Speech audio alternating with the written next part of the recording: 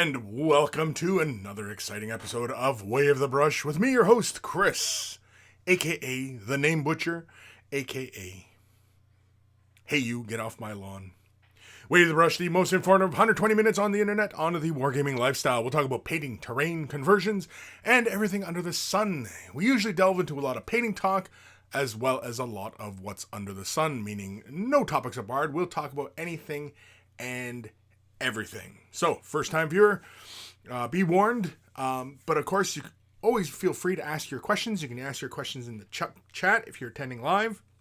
And if you are watching this after the fact, you can ask your questions to Kris at wayofthebrush.com. It's in the description below.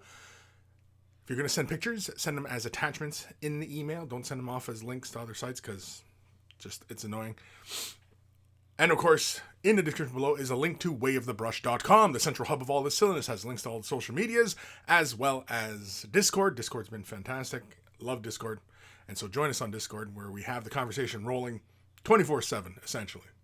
All day long. And, you can ask questions there. And the monkeys are more than happy to help everybody out. So it's a really fun little community we've built there. And of course, wayofthebrush.com also has links for t-shirts. Want to get yourself a shirt? Look like a connoisseur of all that is good and holy in this world. They're wearing a Way of the Brush t-shirt. And of course, if you purchase yourself a shirt, send a picture of yourself in your shirt, and I will add it to the Monkey Shrine, wherever the link is for you. The Monkey Shrine. And because, why not? And it's lots of fun. And yeah, I don't know. Tasteful, I might add. Tasteful photos, please. Tasteful. Also on wayofthebrush.com is a link for Patreon support. Want to help support the channel and help me, keep things, keep the lights on, keep the servers running and all that. Patreon support is a huge, huge help. And of course, I have varying tiers in which people can contribute at. And so varying tiers, I also have some freebies, like, if you support at certain levels, you get early access to the painting tutorials. And of course, dice. Right now, I currently have dice available for varying tiers. And so, just as a big thank you to everybody. The dice will be available for sale at some point. I'm in really no rush to start making them available. Soon. I think once I get my steady hand grips reprinted and everything like that, not printed, but remade, I think that's when I'll probably start having more crap in my little store. But anyway. So, wayofthebrush.com has links for the Patreon. Huge, huge thank you for considering Patreon support. Huge thank you. Huge thank you to all my patrons who currently support me. Without you guys, man, this just would not be happening. And so, yeah, huge, huge thank you. And of course, if you're not able to contribute monetarily, thumbing up the video, liking, commenting, subscribing, following, and sharing the video all help as well. And it only takes a couple clicks of the button, and, it's a huge, huge thank you. And so the channel has been moving along pretty well. I would like things to move a little bit more swiftly, but, everything within its time, I suppose. Painting tutorials. Everybody seems to be enjoying the painting tutorials so far. Of course, I would like it if people left me a little bit more feedback on what they would like to see in the painting tutorials so that I can address them and, create more videos. Again, I've always operated under helping people, and I enjoy helping people and answering people's questions. And so, even if you think it's something that's been asked a million times and you're brand new to this hobby, feel free to ask because, I know that there's many levels in which people are entering this hobby, and so don't be shy. And so, also, one other big thank you is to Carl, a.k.a. Guymere Alfer, a.k.a. Beer and Blood Bowl. That's his YouTube channel. Check him out if you love yourself some beer and you love yourself some Blood Bowl. We always say thank you to Carl for taking time out of his busy day to create the email jingles that play before the email segments of the show. And so, always a huge, huge thank you to Carl. I guess I should throw in my brother as well, because my brother did the intro music, and we're going to be doing a thing soon enough. So, yeah, I expect some more music, as my brother has been reinvigorated lately, and so I'm excited. I'm excited because he's a creative individual, and I know whatever comes out of his Where does music come out of? The fingertips? The brain? The nipples? I don't know. So wherever music is flowing out of, that's where we all wait. I don't know. Enforcer! Oh man, it's been a long time since I caught one of these. What a decade now. How's it been, man? How's everyone been? I hope everyone's being well. Ghost Star Man Deluxe, hi Kris and Monkeys. Couldn't be here last week due to a family reunion, but now I'm back. Well, good. Hopefully you had a fun time at your family reunion. I haven't been to a family reunion in a very long time. There's quite a few of us bellows and extended families, and so yeah. And of course, we bellows, we're loud. So like when you get a whole bunch of us in a room, oh man, you probably go deaf. You need like hearing plugs and stuff like that, because yeah, it's it's intense. Johnny Chop Shop, let the monkey business begin. Peep Eater, the inappropriate tangent timer is now set. Go. Inappropriate? Have I ever been inappropriate? I try not to be. I might have been. Have I been inappropriate? Maybe a little creepy. Sure. I've been creepy. I've been accused of being creepy. More than once. Ghost Star Man Deluxe, my laptop just tried searching Get Off My Lawn because it heard you say it. Damn, turn that shit off, man. Turn that shit off. They're listening to you, man. I see, like those smart home devices and stuff like Alexa and Siri. Like I have an iPhone, I turn Siri off. I have a lot of Apple products in my house. I turn that shit off. I don't go in for the modern convenience of voice activated shit. Even like the dictation, like where you can search by just, saying what you're searching for. I don't even use that function. I don't like it. Call me paranoid, but I don't like it. Sir Peanut Butter, morning Kris and peeps. Happy New Year. Happy New Year to everybody. Of course, we are in a brand new decade. Are we in a decade? I know some people argue that 2021 is a new decade, but I've heard some argue that 2020 is the new decade. Either way, it's a new year, and hopefully we're starting off the show on the right hoof and hoof. And so hopefully we're enjoying ourselves, and it's kind of hard with the state of the world events, but hopefully we can see the silver lining in some things. Mr. Mean speaks, John Pollack. Kris, the mustachio is most glorious. Well, thank you. Coma, just popped by. Can't watch the show. Have to watch it later. Okay, well, I'll check you later, buddy. Ebb and Flow, sup, everybody? G squared. Hello, everybody. Hi, Kris. Can't stay long. Okay. Mr. Mean speaks. Kris, thy mustachio is most glorious. Good morning, good sir. Good morning. Shogun Kyle, William Kyle over on Twitch. Episode 277. A New Year of Sisters. The New Year of Sisters? Yeah. It's Games Workshop. I don't know. They teased a whole bunch of stuff. I seen a new, what's that commander called? Shadow Sun? New Tau commander? That's cool. Well, she's a redo, but it's a resculpt. It looks really cool. I like it. I got into Tau back when they first came out in 3rd edition. Then I got rid of them because, they were pulling me away from my Eldar, and so I didn't bother expanding upon my Tau. I had a fun color scheme for my Tau, which I entered into a Golden Demon, and it made first round, but then, but I knew it wouldn't really go far because I didn't really put the time into it. But anyway, Tau, it's almost tempting to start a Tau Force, but it'd be like me doing my Space Marines or doing anything other than my Eldar. It would just sit on the shelf and for years and years and years. I still have Ideneth Deepkin. I still got to finish. I've got a fairly sizable amount of models for my Deepkin, and I still you can probably see them. Where are they? Somewhere around here. I've got like one done, so yeah. I got to get them done. I got a lot of painting to do. Enforcer, we going to get Away the Brush music video? I don't know. Okay, spoiler. He wants to write some music that would be more along the lines of stuff I could use in games. So that should give you an idea. Pete Beater, good music flows from the soul, Kris. From the soul? Is it from the soul? I thought it was from the nipples. I'm going to have to check on that. Enforcer, music flows from the nipples of creation, Kris. You waited for your brother to shoot music out of there? Man, you Canadians are colorful folk.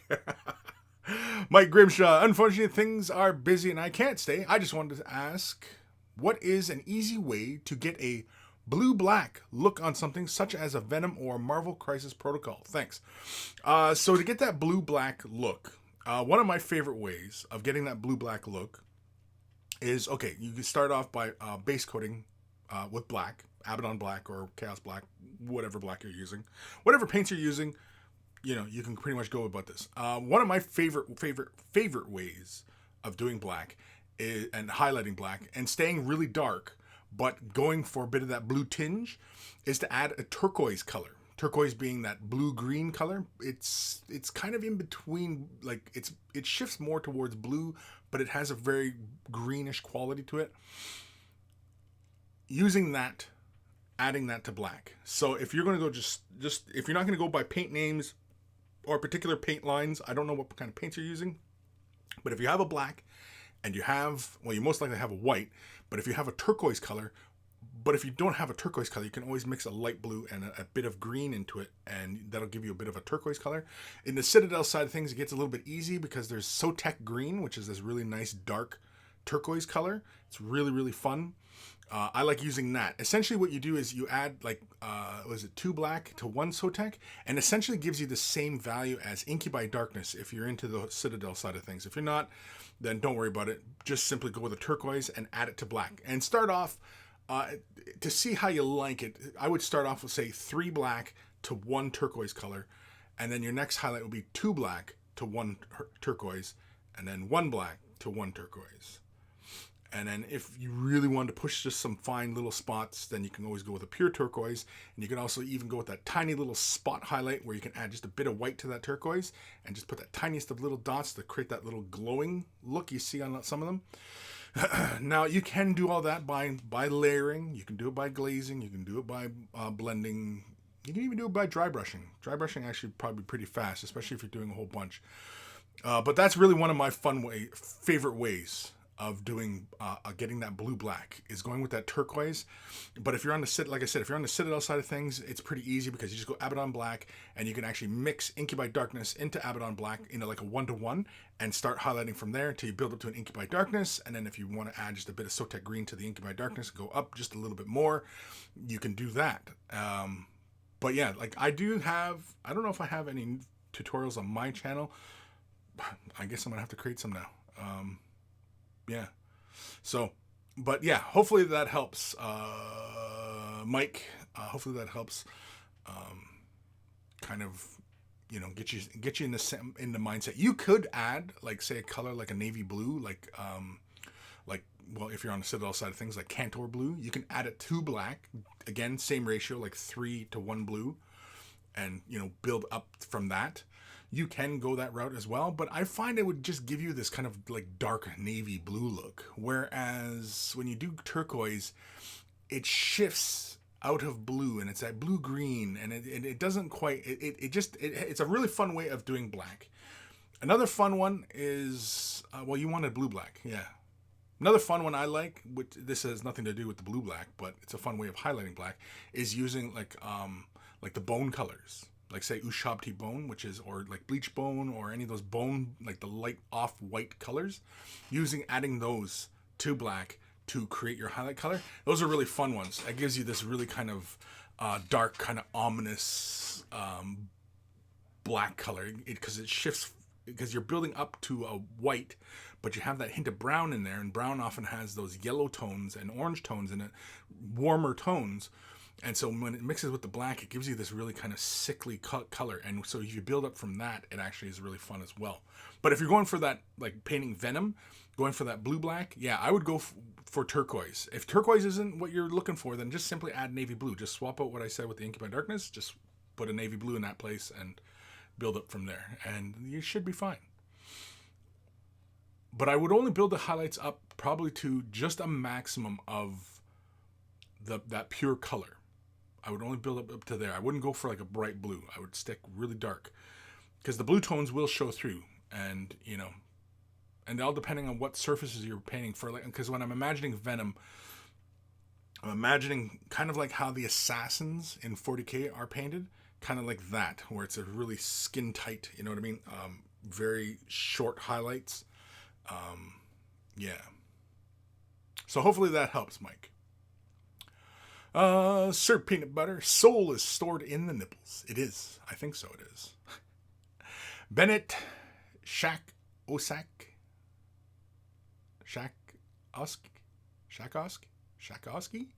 Anyway, good morning. Got me for about an hour. Cool. Thank you, Bennett. Ghost Starman Deluxe. Technically speaking, yes, the decade starts in 2021. However, the change in number in the 10 column is more exciting and thus more celebrated. Yeah. Right? I don't know. I've heard it both ways. That 2021, but then, whatever.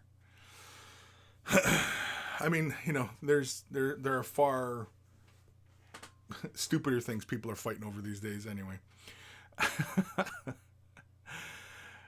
Chiron Galod. Good evening, Monkey King and fellow monkeys. Planning to put my Citadel paints into dropper bottles. Good or bad idea? Personally, I mean, I know there's a lot of you out there who fully endorse the idea of putting your Citadel paints into dropper style bottles. I even shared a link on my Way of the Brush Facebook to a Kickstarter with somebody who's making a little attachment goes over to the Citadel bottles that makes them like dropper bottles. I shared it because I know there's a bunch of you out there who, are adamant about dropper style bottles, but I mean, okay, like,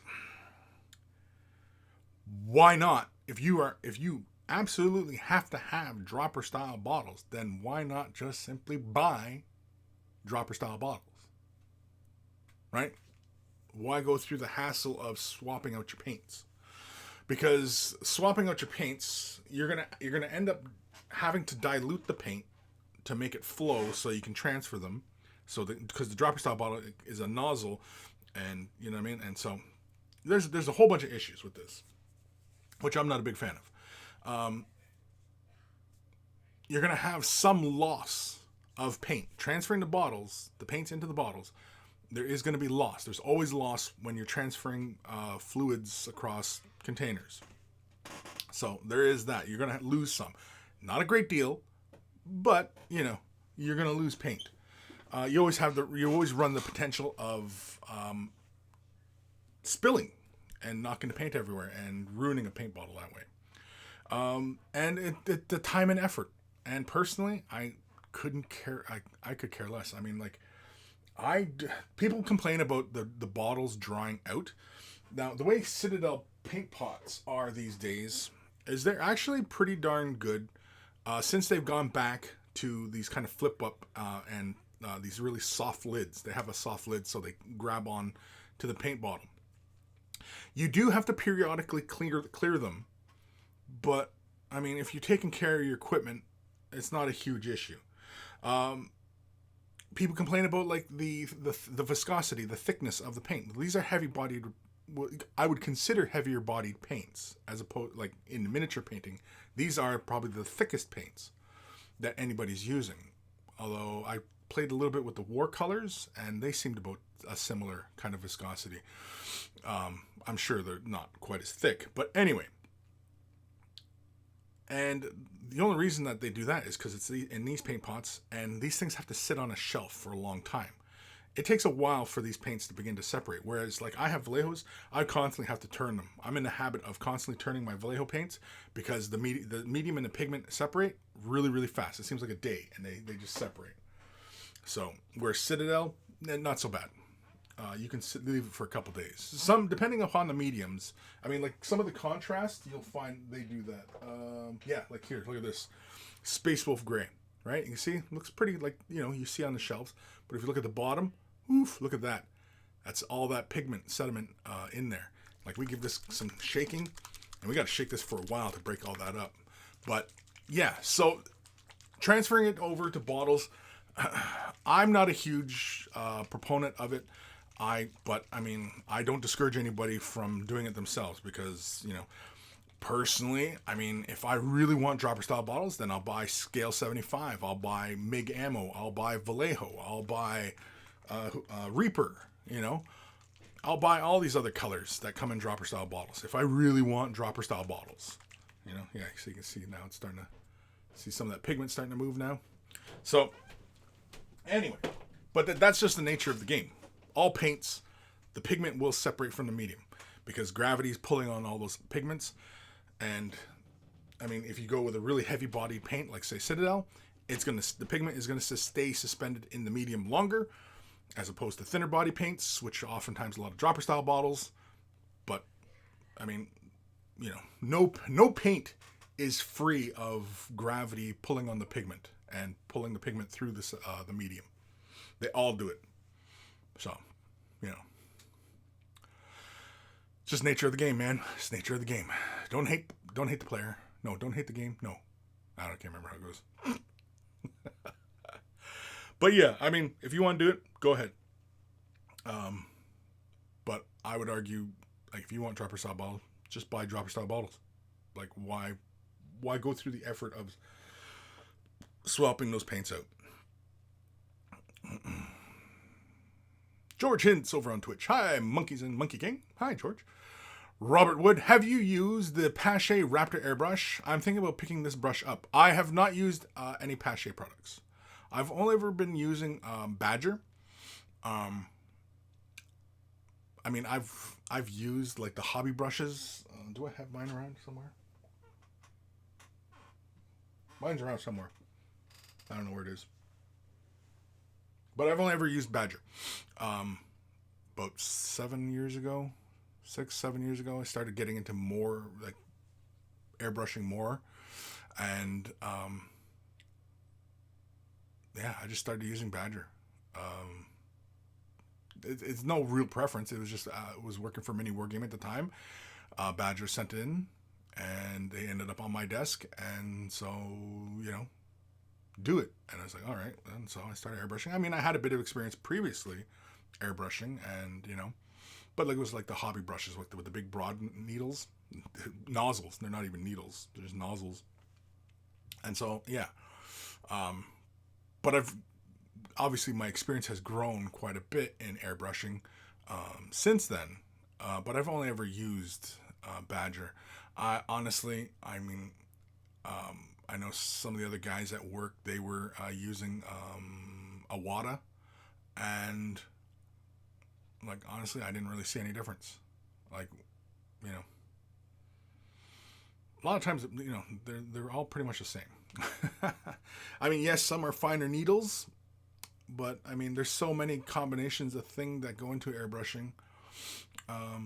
What paints you're using, how thin or thick your paints are, what PSI you're using.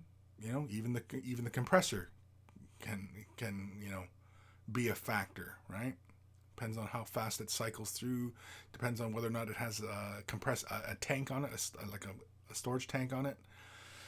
There's all sorts of factors in airbrushing. Airbrushing can be a little bit complicated. It's an investment as opposed to just mastering your paintbrush. And like, you're better off mastering your paintbrush. If you're thinking of getting into airbrushing because you're seeing a bunch of artists who are producing really great things and they're using an airbrush, it's going to be a while before you get to that. I mean, because some of those things in airbrushing from brush skills can transfer over, muscle memory and stuff like that, but otherwise, it's a whole other bag of wax or ball of wax you're opening up there. And again, I mean, like, you're not going to be painting. Now, if your goal is to get more models painted, an airbrush will help you. Priming, base coating, shading, effects, stuff like that. Sure. But otherwise, just concentrate more on your brush work. But if you figure your brush skills are up there, well, then go right ahead. And I mean, But yeah, I've never used a pache brush. At least not that I know of. TH, am I late? What are we doing? Monkeying around? I'm just talking to everybody. Yeah, we got a few emails to get through today, and yeah, I think we were just going to talk. New Year's. Obviously, lots of things going on in the world of wargaming as well as the world.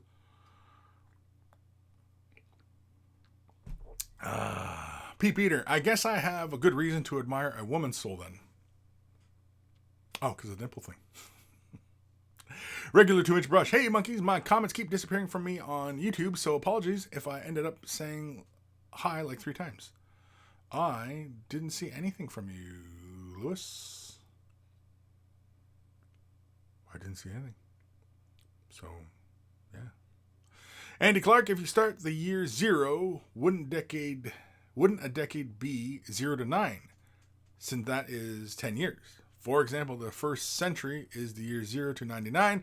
A century is... Right, but they didn't have a year 0. They just started at year 1. So it's year 1 and year -1, or BC, right? There's no year 0 as far as the calendar is concerned. So even the numbering system of this current calendar that we all use is off. Threllian, Romans didn't believe in number 0. Yeah. Pete Beater, I just put metal paint shaker balls in my GW paints, especially the air and contrast, to deal with the pigment settling. Yeah, that helps. Add like an agitator. Yeah, that definitely helps. Yeah, especially with the contrast and any thinner body paints, like any of the dropper styles. Yeah, definitely agitators. Way to go. Especially even in your metallics. Oh, metallics definitely need an agitator. Scott Radum. How do you pronounce that anyway? Radum. Hey. Aaron Seach converted all my Citadel paints to dropper bottles. Hobby-wise, one of the best decisions I have made. 5 ml of Liquitex Flow Aid was perfect for the transfer and thin enough to use straight from the bottle. There you go. See? I know there's tons of people who do it. I wouldn't do it. It's not worth my time. Daniel Horton. Will we see you lovely painted army at all on Ash channel or mini wargaming channel? Seeing my Eldar army? Well, you'll most likely see my Eldar army on my channel. Once I start getting some games in. And I'm playing Ash's channel. Yeah, you probably will. On mini wargaming? It's possible. Entirely possible. Who knows?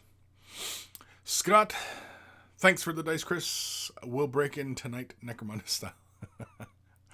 Yeah, they didn't roll so well for me. If you saw the last game, I think it was like the last game on Ash's channel. Or it was on Ash's channel or my channel. We were rolling the way the brush dice. Yeah, they weren't freaking helping me at all. Aaron Seach. Plus, transferring the dropper bottles doubled my storage space on my paint racks. Oh, because of the taller bottle. Yeah. Robert Wood. The Pache Raptor looks like the Sotar 20, but silver. Right. And, I mean,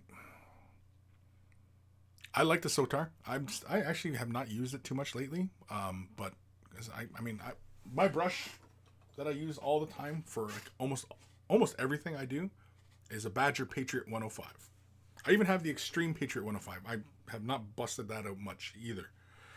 So I've got the Sotar, I've got the Extreme, I've got the Renegade Chrome, and I have, I think, 1 or 2. I don't know, I got a bunch over there. A bunch of brushes. And, that brush here, like this one, this is the brush I started airbrushing with. And I mean, as long as you take care of it. See how nice and clean that is? And I use this all the time. Priming, base coating. Just got to take care of your tools, people. That's all you got to do. Take care of your tools. Take care of your brushes. And they'll take care of you. And I should just end the show right there. Grim over on Twitch. Howdy, y'all. Uber Talucci. Hey, Kris. How is everything? Everything is okay. What are we talking about today? Anything and everything. You know the show. Come on. I say it at the beginning of the show. We'll talk about anything and everything. We delve into a lot of painting talk, as well as a lot of what's under the sun. Meaning, anything. Enforcer still here, just painting and prepping for D&D Day. Hyped to get back into it after a week-long break painting. Improved a lot. Gotta send in some pics in. Yeah, dude. Yeah, you gotta send pics in, man. Goes for everybody. Send in pics. Go Starman Lux. If decade started with the year 0, then 0 itself would have to be included in both the first decade AD and the first decade BC, which is illogical. No, year 0 would be 0. It's a graph. You 0, 1, 2, 3, right? And then 0, -1, -2, 0.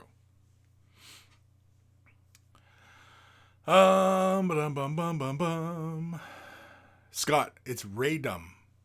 Oh, okay, Raydum. Like Raiden? Are you Lord Raiden? Are you gonna do that thing where and you go flying across the map? Anybody who doesn't know what I'm talking about there. Where have you been? Nathaniel.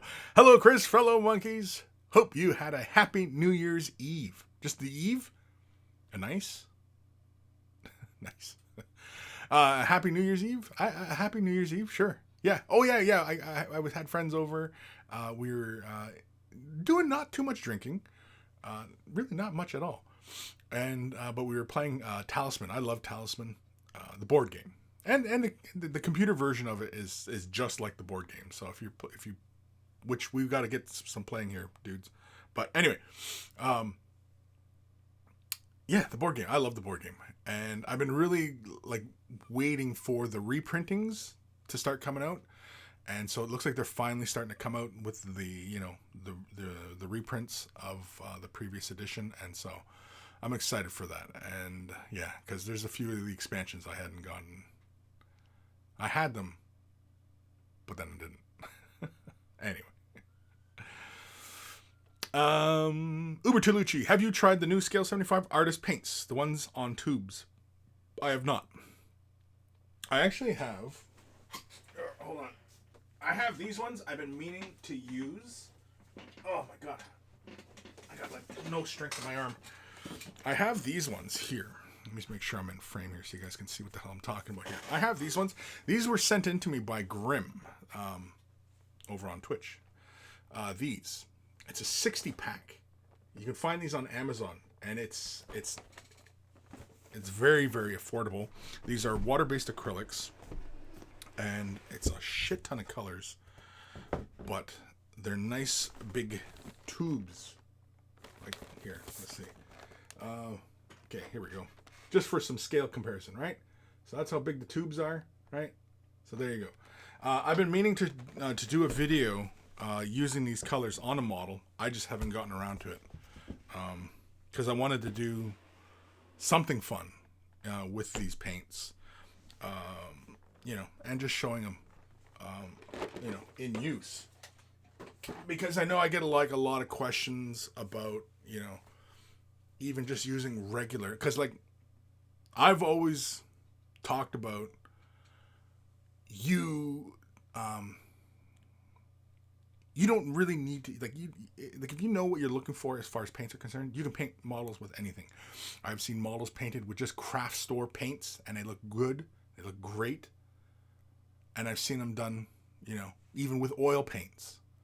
So putting paint on a miniature, it is not about the paint.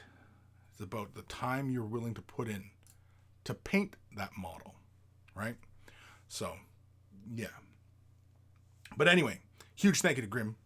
I think a couple videos on thank yous, which I should probably film soon, because I owe Grim a thank you video for that one, because he was kind of sending that in. It was on my Amazon wish list, and he bought it for me, and so huge thank you to Grim, and always much love to Grim. But yeah, I've been meaning to get some videos done with that, because I actually have some projects here where I thought it would be kind of fun to use. Like I have this guy here. And I was thinking that it would be fun to, do something with this guy. his arms are not attached right now at the moment, obviously.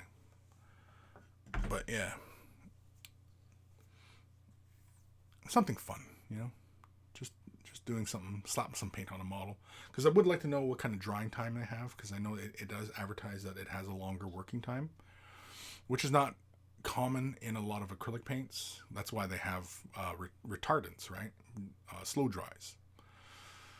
So, yeah.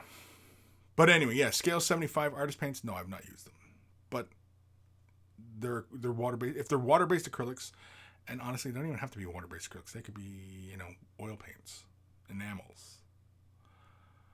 You know what I mean?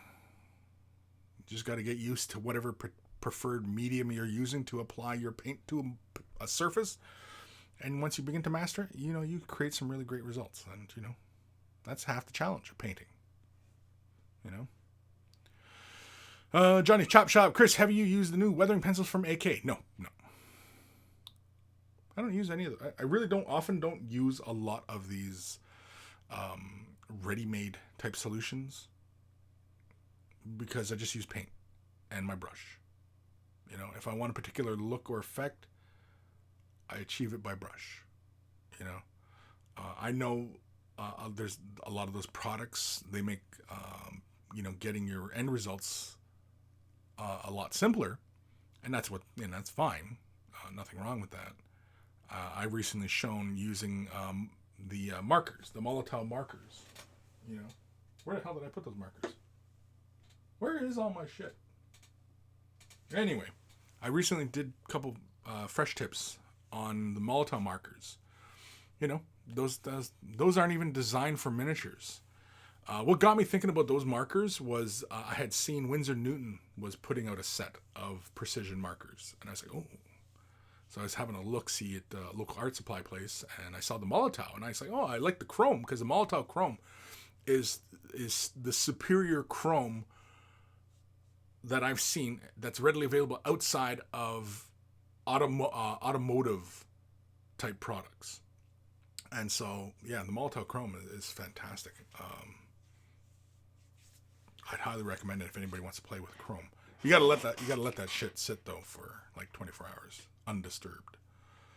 But anyway, no, I have not used the weathering pencils. Daniel Horton, is there a lot of differences between you painting videos on your channel than the quick tips you did for mini wargaming? Is there a lot of difference?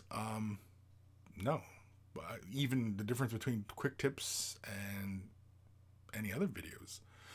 In fact, the videos that I've been producing on my channel, they're in a similar vein as quick tips. You know, it just work with what you know, right? And I know how to create a quick tip in relatively short order, and, you know, and kind of convey the point, right? And that's what kind of the quick tips was about. And so fresh tips, which is obviously on my channel, is in a very similar vein. I could have just as easily named that video series on my channel quick tips, but I decided, nah, I'll give it a different name. I could name them quick tips. It's really nothing stopping anybody from using the name quick tips.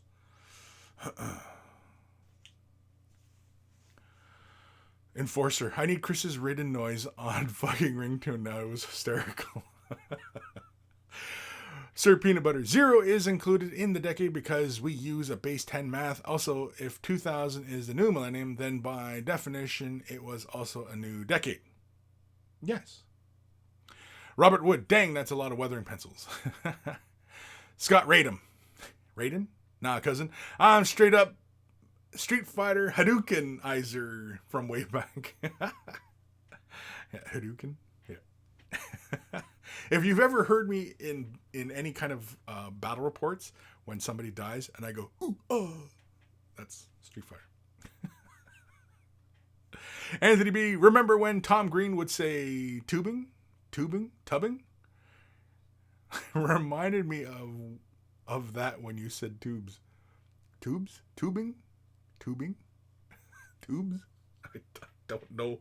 I'm not that familiar with the Tom Green. I remember he used to have a show way back in the day. Yeah, I really didn't watch a lot of Tom Green. My brother-in-law used to watch him a lot. And so, yeah. Paul Lane. I've got the original expansion and White Dwarf characters. Did they have characters in the White Dwarf? The original. Like the first edition Talisman? Is that what we're talking about? Because I have the third edition. The one with the little cones. I have that one. Well, okay. The current edition has cones as well, but yeah, anyway. But it was with the Citadel models, not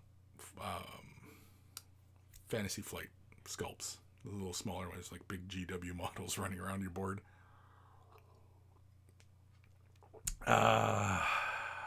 Nathaniel. Miniac tested Arteza paints. He was not impressed by them, but that's his opinion. Yeah, but he wasn't impressed with contrast paints from what I understand either, so, you know.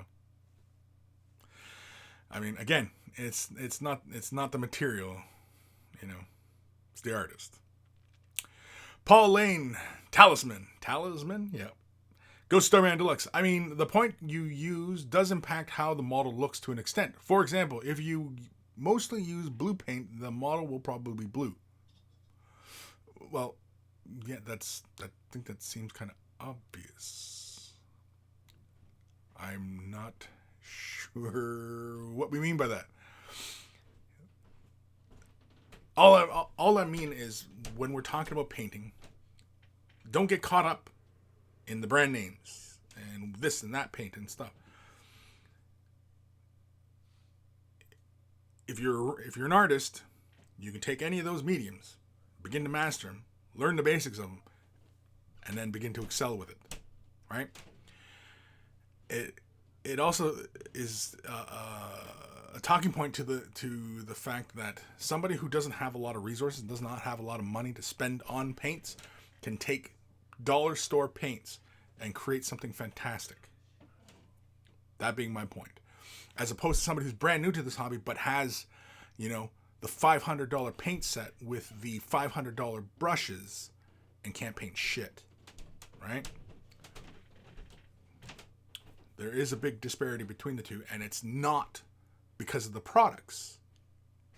It's because of the talent behind the mediums, the tools. That's my point.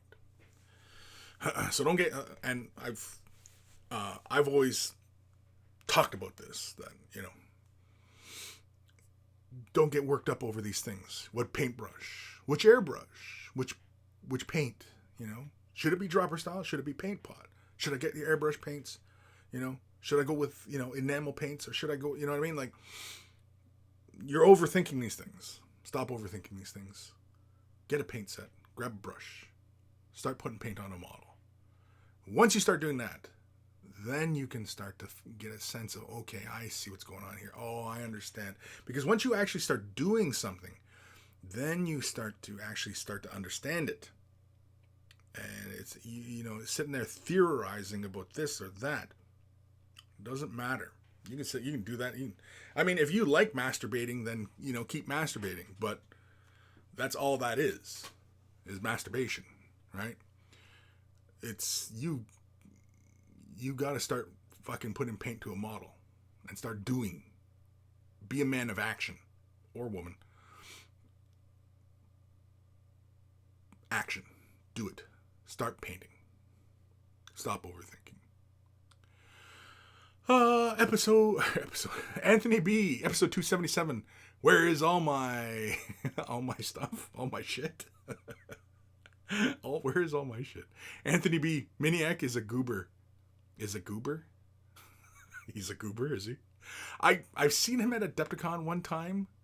We didn't talk, but I did see him there. I can't remember if it was a year or two ago. It was a while ago anyway, I think. I saw him. At least I'm pretty sure it was him. But I've never talked with him though. So I have no idea if he's a goober or not. So I can't offer any opinion. I've had the fortune of meeting a lot of YouTubers who are artists and gamers and such, and you know, and there's quite a few of them that I like. I like a lot. You know, they're really cool people. Is he a goober? I don't know. I don't watch his videos.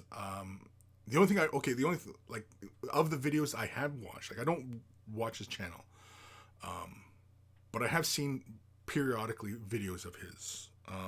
I don't go in for any of the videos. I don't go for any videos, but I notice he does this a lot. There's a few of them that do a lot of these things where they kind of have this clickbaitiness to their titles, and I don't go in for clickbaity titles. And if I see something that to me registers as clickbait, I do not click it.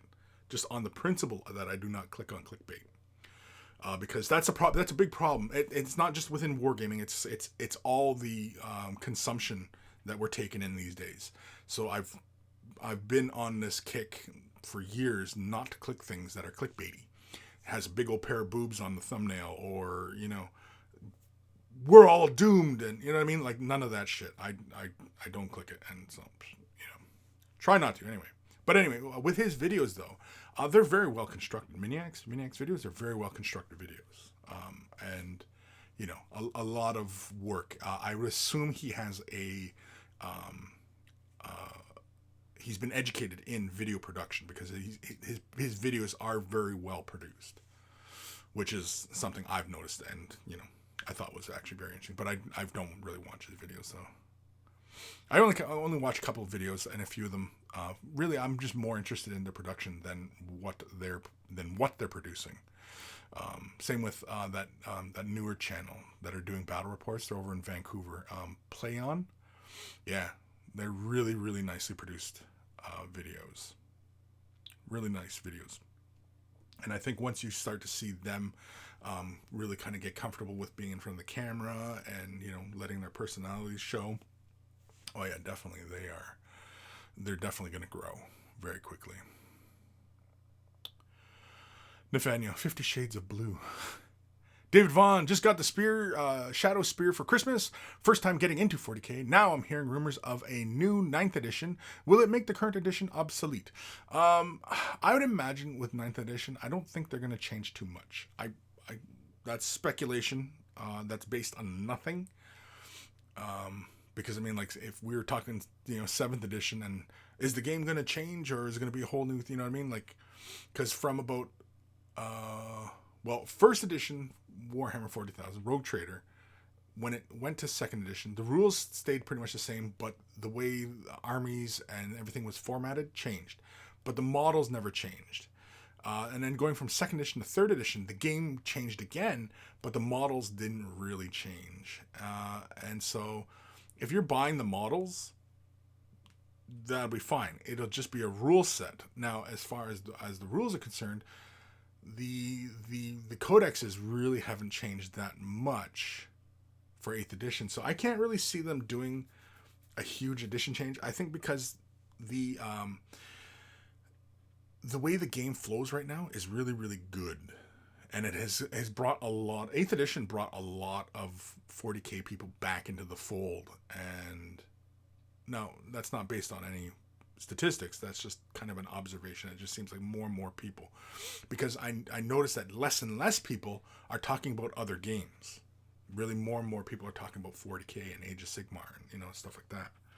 So, and of course, Games Workshop in the last couple of years, they've really been killing it as far as giving people what they want, because their release, 10 years ago, man, we waited 6 months between codexes, right?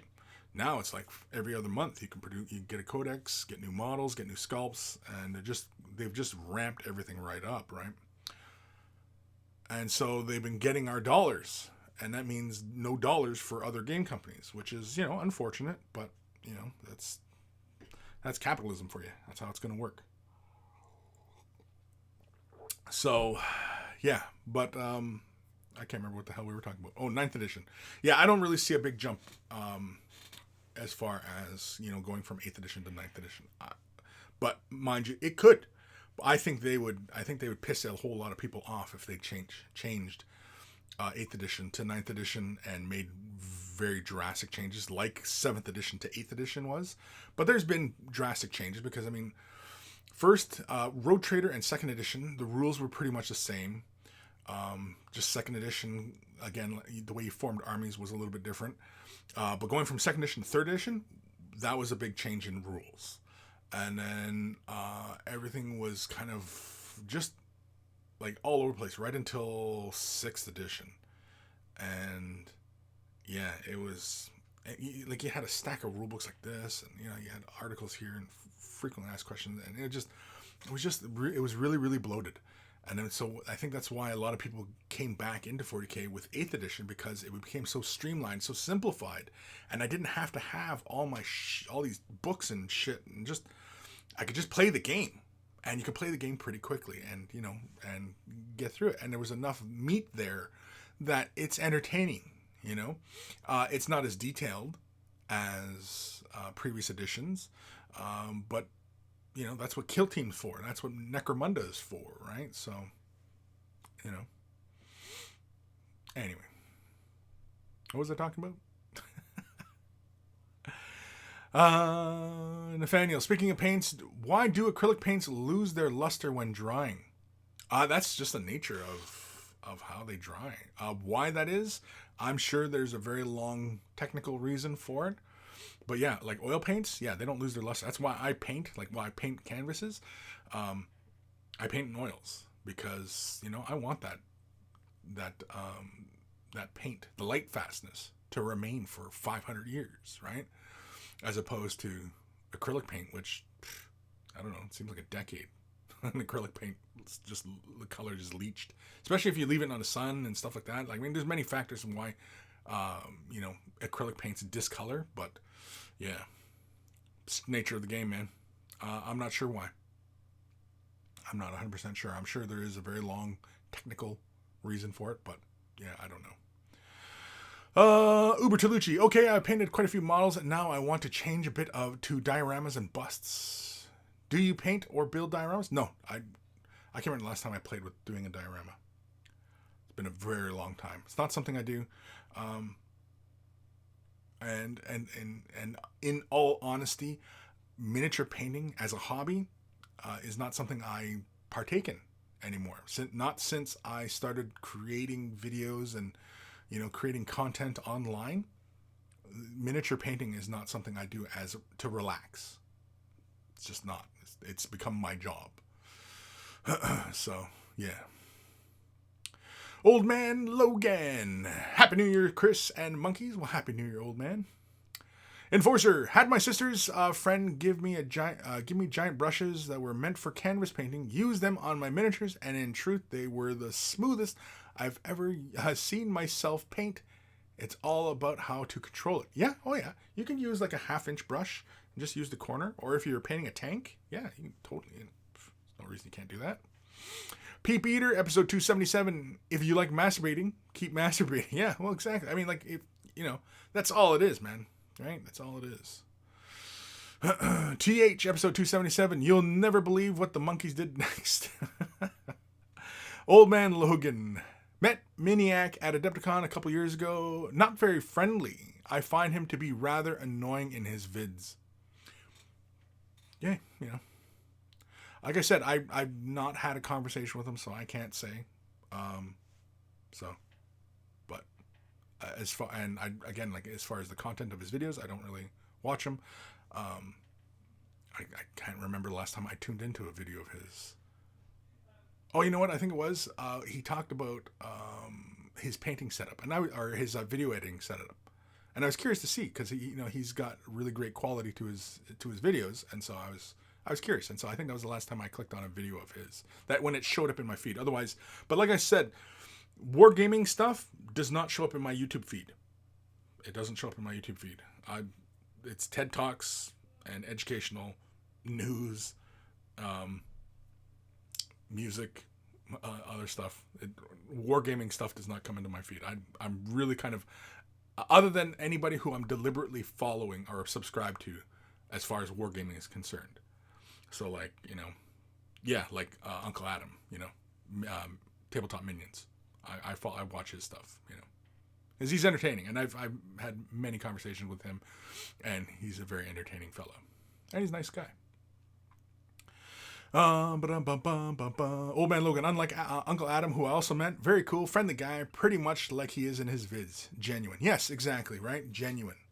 And I can appreciate, people who are pretty genuine in their videos, There's nothing more disappointing than having, following somebody online and then having the opportunity to actually go and meet them, shake hands, and, maybe even ask them some questions, have a conversation, whatever. You meet them and they're nothing like what you were expecting. I'm sure it's happened with me once or twice, but I like to think that most of the time what you see as far as what I'm projecting out there is what you're getting. I mean, like, when I'm doing this show, I'm usually projecting more and I'm, being a little bit more animated, things like that. But otherwise, maybe I swear a little bit more. But otherwise, I'm pretty much who you are seeing here, And I can appreciate when I meet somebody else who's, a YouTuber, because, I mean, again, like I said, it is very, and I've seen it. I've seen it when people who have a preconception of somebody, and they come in, they meet them, and then they're wickedly disappointed. And I've seen it many, many, many times. People come in and say, "Oh, well, that person wasn't who I was expecting. They were, I've seen it many, many times.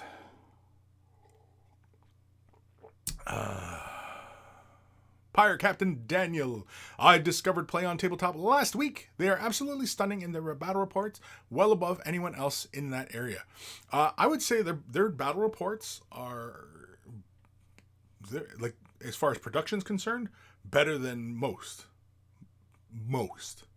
Like, yeah, better. Now, do they put them out with frequency? No. And the personalities behind or in front of the camera, are we that familiar with them yet? I don't really tune in too much to them, but I do enjoy some of the videos. I like, I mean, there's some stuff I see where, they could have done something differently, or if I was doing it, it would have been different. But otherwise, oh yeah, top shelf. They're what they're producing is top shelf.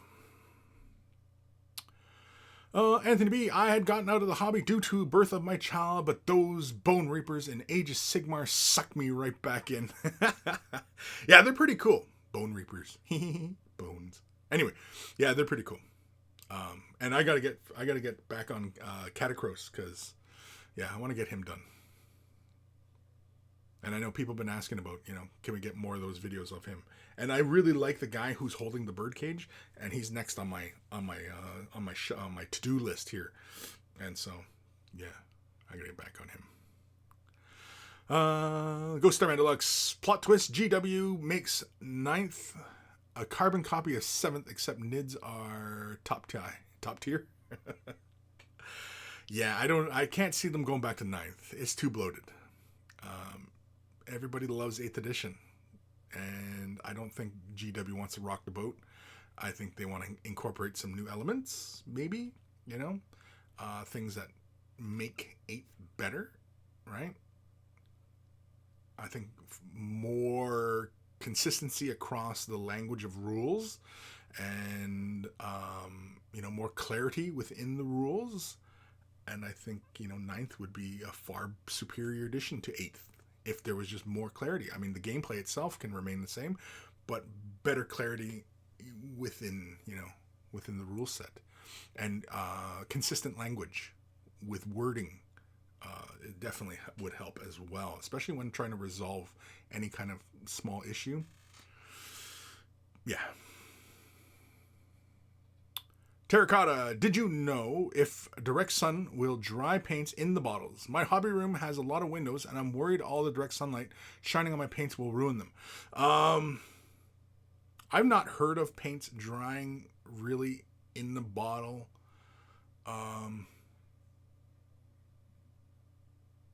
just trying to think. I wouldn't leave them. I really, realistically, like I was talking about the light fastness of the paints, acrylic paints, the sun leaches the color out of them. I'd be more concerned with that if there's a lot of sun in your hobby room. Now, lots of sun in your hobby room is a good thing, because when you sit down and get to some painting, it's great to have tons of light.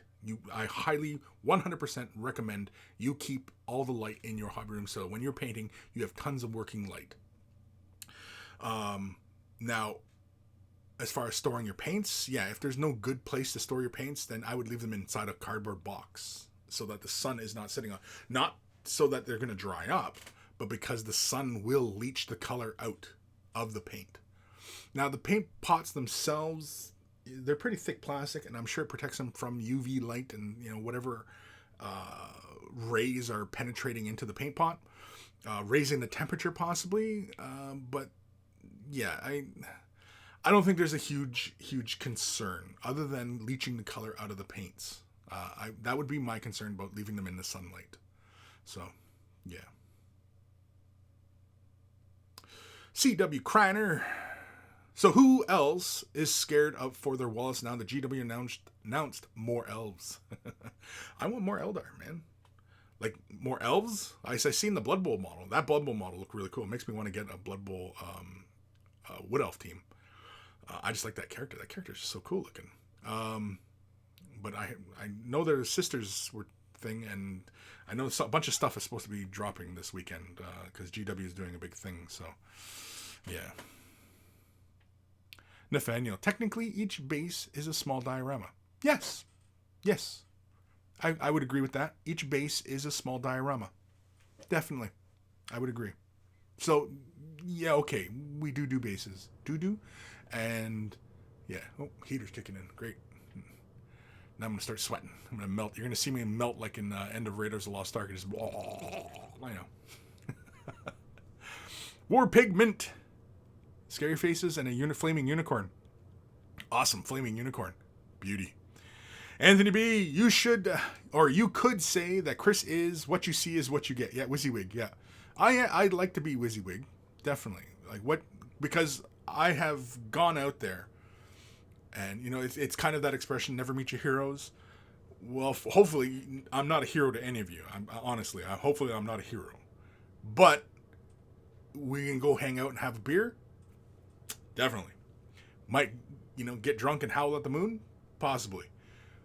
But, am I a hero? No. If you guys consider me a hero, for God's sake, stop. Because, no. If you're in any way, shape, or form,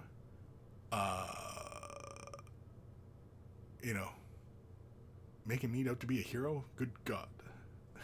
The world is truly fucked.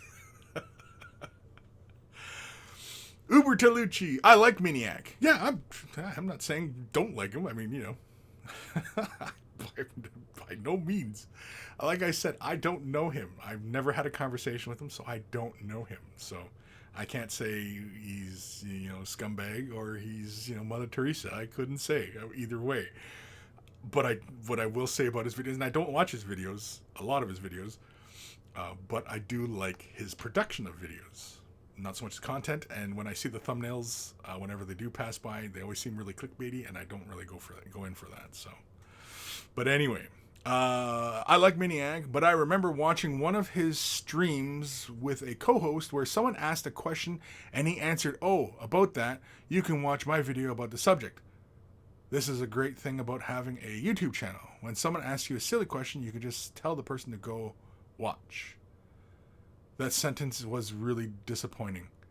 Yeah, I get, because I mean, and you've probably heard me say something very similar to that previously, in other shows where, somebody asks me a question and I'll say, well, I have done a quick tip video on that, or I have done a fresh tip video on it, or I've done a tutorial on that.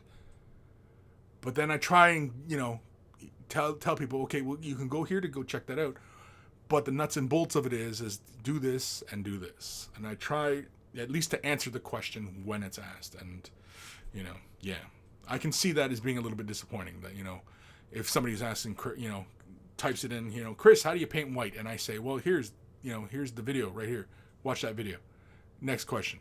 You know what I mean? That's not terribly helpful, and it's not terribly entertaining. Why would you even tune in to listen to me? I might as well just sit here and go watch, click this playlist, click this playlist, click this playlist, and do that for 2 hours? Like, nuts to that. War Pigment. Unicorn. unicorn. Happy little unicorn. Old man Logan. Sorry, Kris. Still my hero. Oh, God. No, please don't. Don't tell me no. Don't. No, good God. Enforcer. I consider you a teacher or mentor, really, Kris. Sure. Yes, a teacher. Okay. Yeah. I'm a mentor. As far as teaching, or as far as painting is concerned. Sure. In life. I don't know about that one. But yeah, teacher, sure. And, I'm happy with, teaching you guys. I'm more than happy. I'm more than happy to share what information I have to make your painting experience better. For one reason. Well, there's many reasons, but the main reason is that if you're painting and you're happy in your painting, then you're going to keep painting and you're going to get your armies done. And then whenever I play any of you out there in the world, your army's going to be painted and, we're going to have a good looking game and a fun game and, and we'll probably sit around cursing at each other, but, whatever. Because I'll whip out my Eldar Seer Council on you and you'd be like, fuck this, I'm not playing this. Matthias Bretter.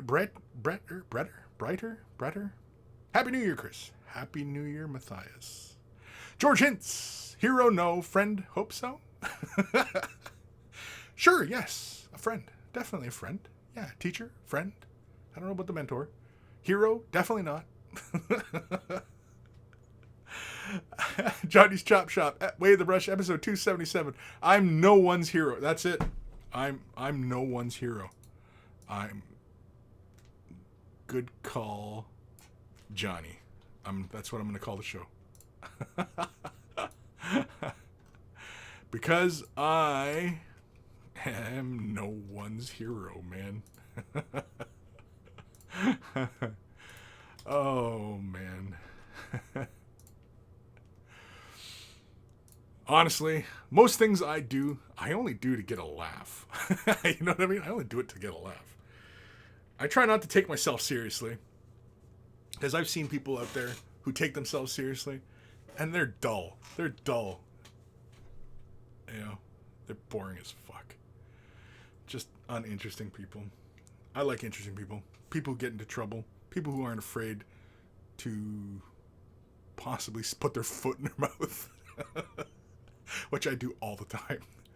War Pigment. Codex Dan is the hero. Codex Dan, I don't know. Is good old Dan still making stuff? I don't even know. Because I've got him on like Facebook. Do I have him on Instagram? I think I've got him on Facebook though. And he does a lot of hiking and stuff like that. He lives out, I think, in BC or Alberta.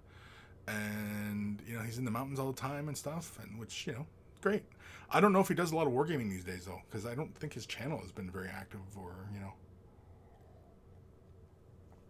But, anyway. Uber Tolucci, I agree. It is okay to tell someone that you have a video. What I disagree is laughing and making fun of the person. Oh, yeah. No, shit, no. Yeah, no. Yeah, like making fun of somebody asking the question? No.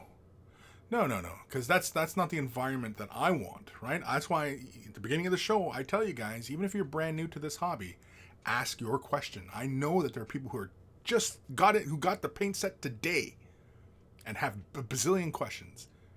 Feel free to ask. And I know there's people who've been in this hobby for 30 years who are just coming back in and might feel a little out of touch. And, well, what about this and that? And ask your questions. And I've been asked like the same probably 100 questions 100 times. And I'll keep answering them. I'm more than happy to keep answering because I know that there are people at varying levels and, just help people. You know what I mean? Just like, what's so wrong with just helping people? Uber Tolucci. Kris, you are our anti-hero. Not the hero you deserve. Or no, wait. No, not the hero we... What is it? Oh, fuck. I fucked that up. Ebb and Flow. Not trying to start any poofling in here, but Christopher Hitchens had many unkind things to say about Mother Teresa. Sure. Well, I mean, like, she didn't come out of the womb a saint, did she? I mean, you know, she was probably a person at one point before she became Mother Teresa, right? And in fact, what does compel somebody to be Mother Teresa, right? Unless they had, you know, a past where maybe they weren't so good. They're only human. They're only human, right? I'm sure somebody will throw a stone at me for you know saying Mother Teresa was only human, but she was. She was only human. Matthias, do you have any hints for painting Forge World resin? Is there anything special I should keep in mind? With Forge World resin, or any resin for that matter, I definitely working with resin is definitely in the prep. When you get Forge World resin, because of the resin, and oftentimes you'll have parts warped. Count on it. Usually, sometimes the parts come in and everything's spick and span and everything's straight, and you know. But sometimes you'll get a kit and the parts will be warped. Always expect it. Always expect there to be some warpage with any resin kits, especially garage kits, stuff like that. You know, and Forge World is more closer to like garage kits than it is something high tolerance manufacturing process like the rest of Games Workshop. Forge World is probably closer to more like garage kit type of stuff.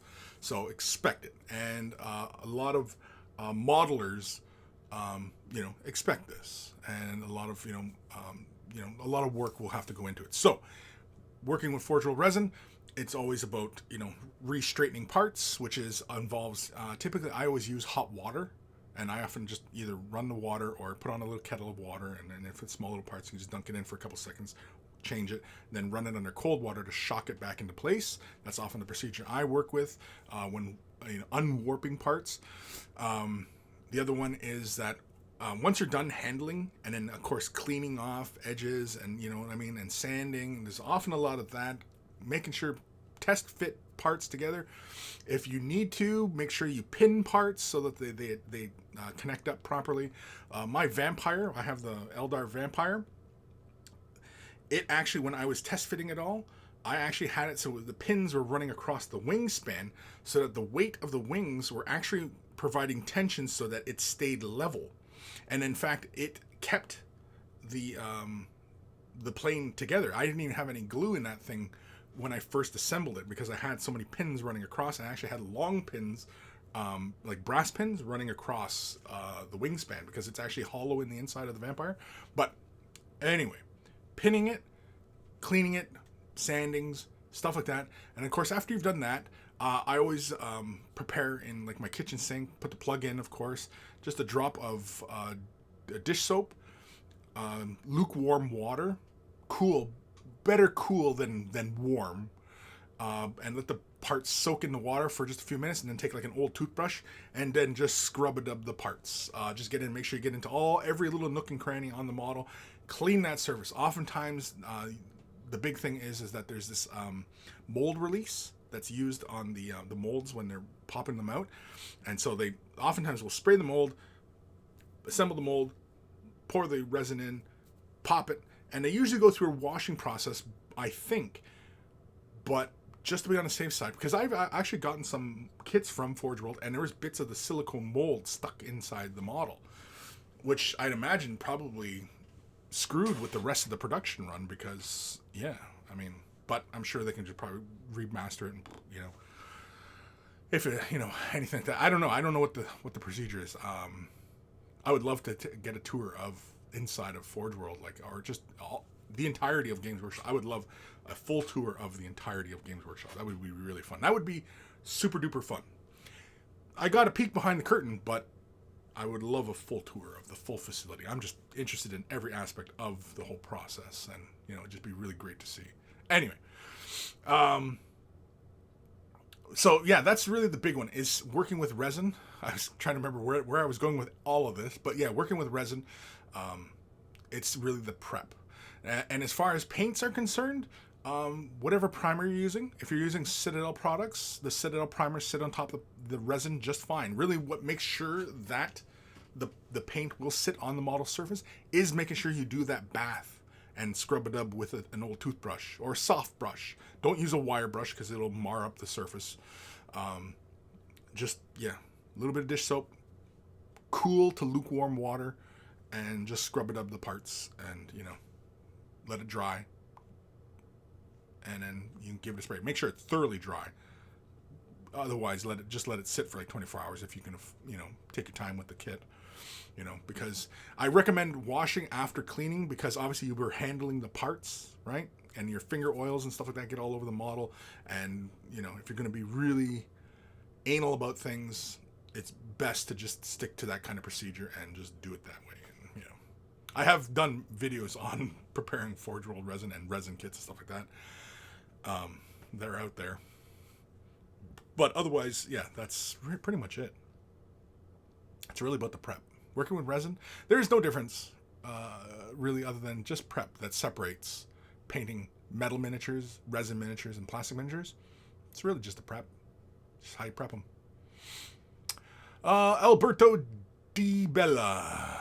5 tips for new entry into the hobby. 5 tips for new entry into the hobby. 5 tips? Well, preparation.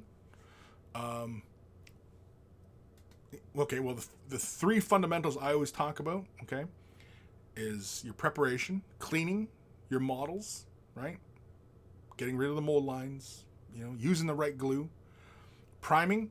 Don't get used to priming your models, but not over priming. I often don't really recommend using colored primers. I would often recommend either using like a black or white or light or mid-gray. But otherwise, don't over prime your models. And of course, laying down a smooth base coat. Those are the 3 things I would highly, highly recommend. To get us to a total of 5, I would get used to using a size appropriate brush for the task. Don't use small detail brushes to try and paint, large surface models, right? I think that seems kind of self-evident. And the other tip would be, don't get caught up in product name, right? Don't get caught up into the whole, well, Citadel's crap, Vallejo's the best, Scale 75 sucks, MIG ammo's the best, you know what I mean? Don't get caught up in that.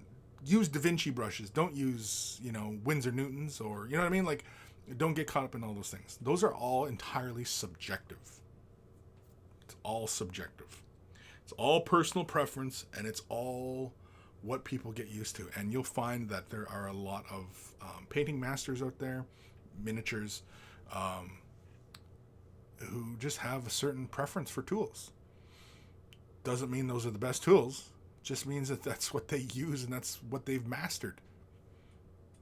So don't get caught up in that stuff. Try not to, anyway. Nathaniel, episode 277. If you're happy and you're painting, lick your brush. If you're happy and you're painting, lick your brush.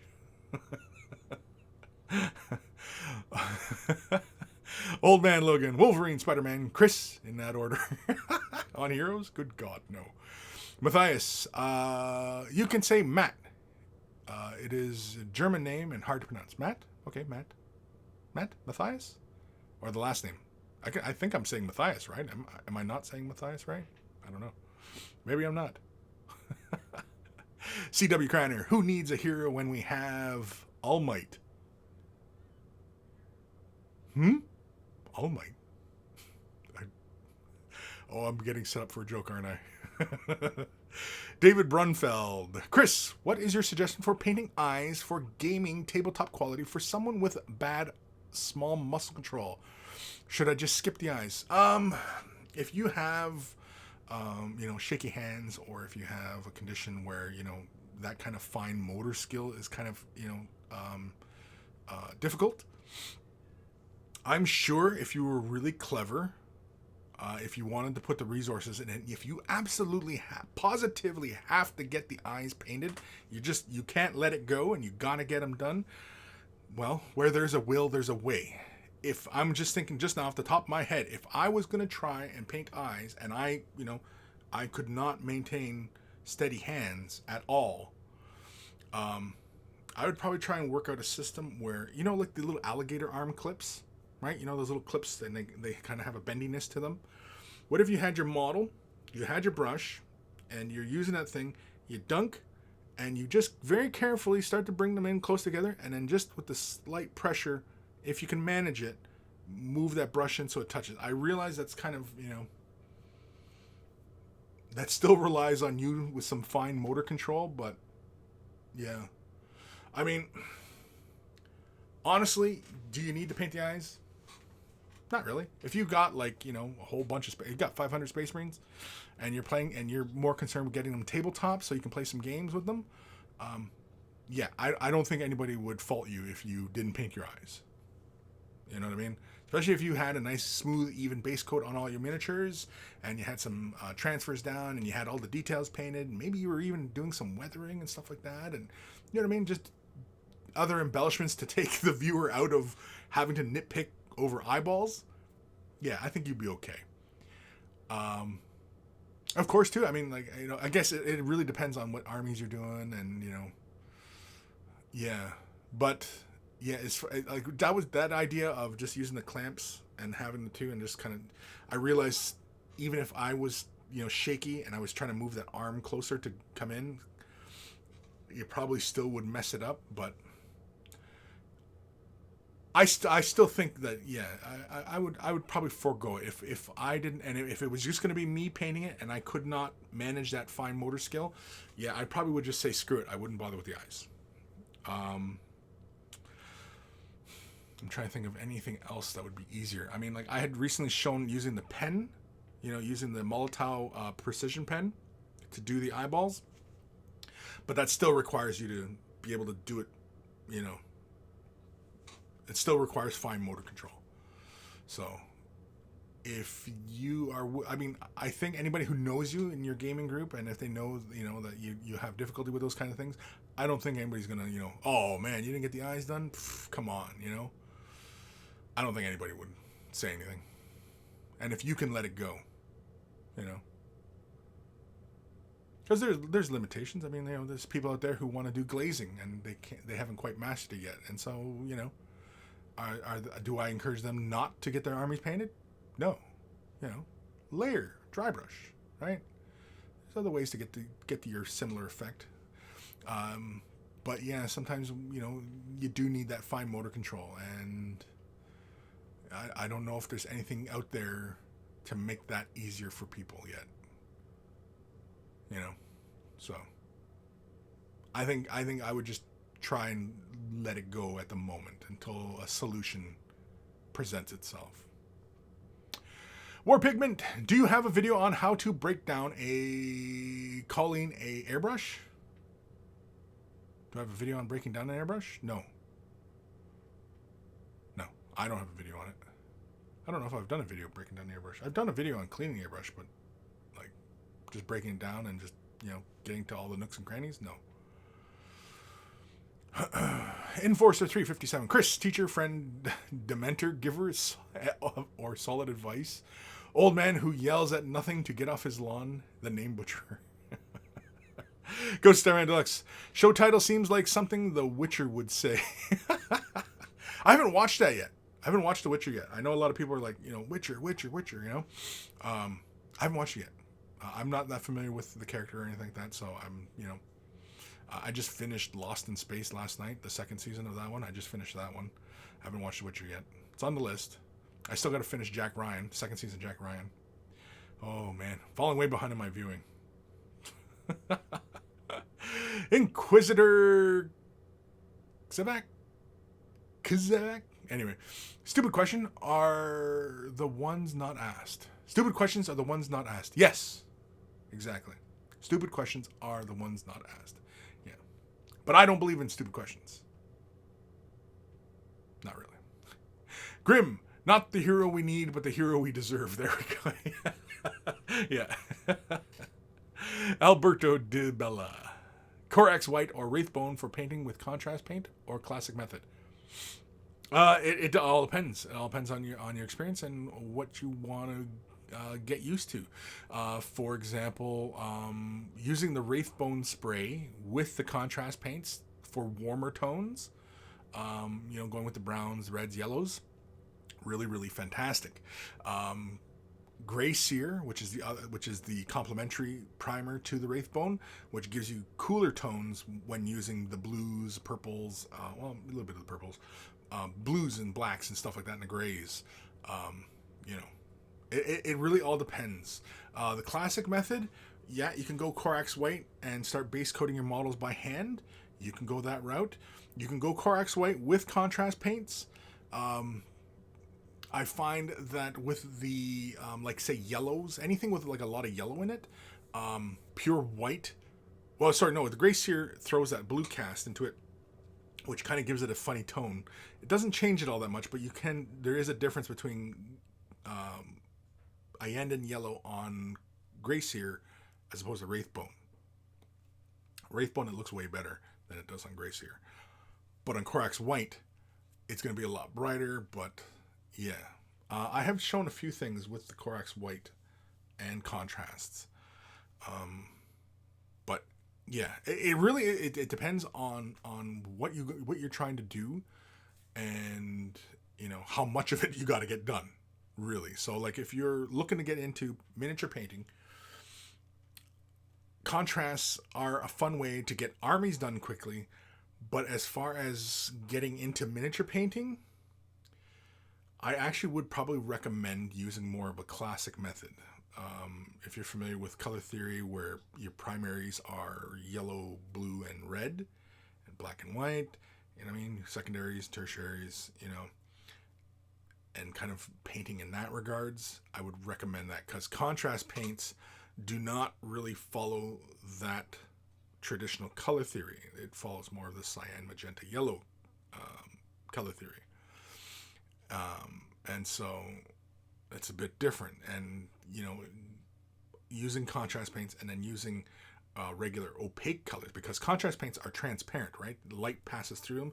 That's how it creates the really dark tones in recesses, but brighter tones along the edges, because the viscosity and the clear nature of the paint is what gives you that effect and creates that depth all in one easy stroke. It makes getting a large amount of models done relatively painless, which is what it was designed for. But you can get into some really fun things with contrast paints, and that's not the end of contrast paints. Contrast paints, you can do all sorts of stuff with contrast paints once you start getting into more nuanced type of things. Contrast paints have a lot to offer. But as far as getting into painting, though, I would probably recommend sticking with more opaque colors and getting into it that way. Now, if, like I said, if you got a bunch of models to get done, you want to play, then I would recommend contrast paints in that regard. So hopefully that kind of helps. Who asked that? Alberto. Yeah, hopefully that kind of helps.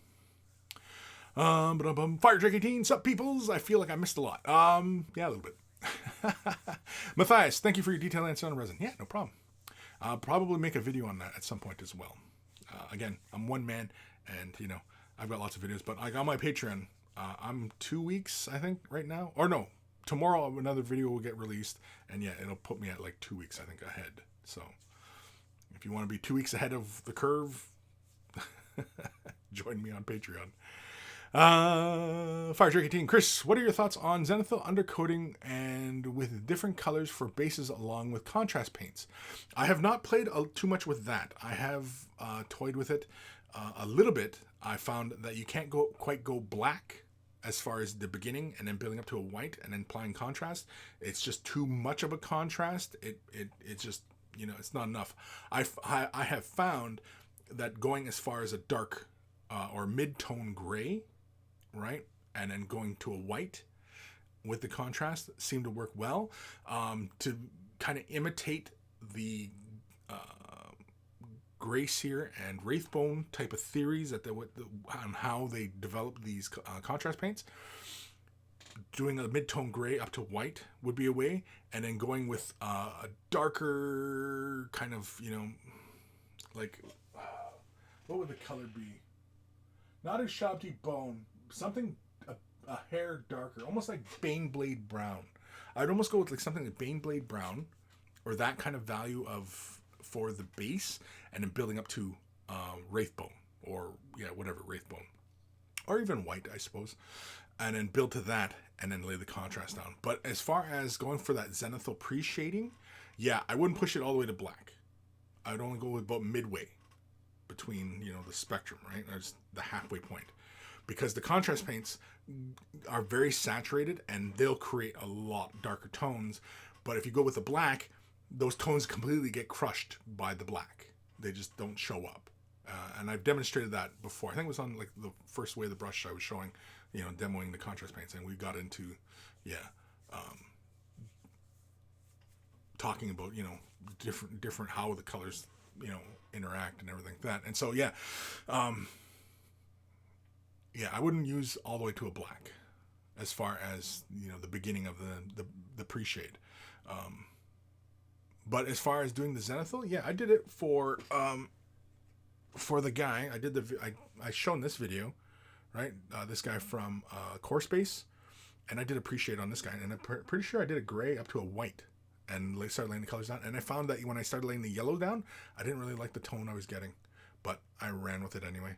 And so yeah, but I did that there. I don't know if I've shown it on a Space Marine or not. I may have. I don't know. I can't remember.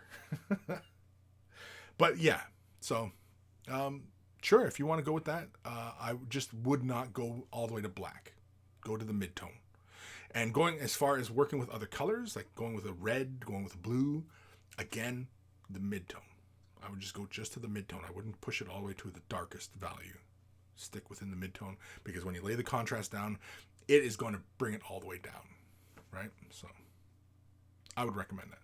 But whatever you do, send pics. Send them in. And show me what you're doing. That goes for everybody. Show me what you're doing, man. You know what? What time are we at here? Is it already 1:30? Shit, did I grab my coffee? Oh, I still got a little bit of coffee here. Yeah. Damn it. We got to get to some email, because I've got a few to get through. Let me just quickly scan through here the comments. Regular 2-inch brush. People can watch me taint my minis with non-GW, and I will laugh at their discomfort. All right. Okay. David Brofeld. Anyway, Space Marines. Oh, you're working in Space Marines. Okay. Yeah. I wouldn't worry about it, man. The eyeballs. Or are you talking about the eye lenses? Like doing the Space Marine eye lenses, like on their helmets, right? The lenses? Is that what you're talking about? I just... oof. Yeah, because you kind of want to do the eyes on that, if that's what we're talking about. I thought we were talking about like you know, like an Imperial Guardman with the eyeballs. If you have like 500 Guardsmen, nobody's going to notice if the eyeballs aren't done. But a Space Marine, it kind of works with the color scheme, because the eyeballs are often done in a color that is in conjunction with the base tone, right? So like red. Blood Angels often have blue or green lenses, green being the most striking, right? Ultramarines often have red lenses because their primary color is a blue, right? So, you know what I mean? Like, so the eyes often work in conjunction with the rest of the color scheme. And yeah, if the eyes aren't done, yeah.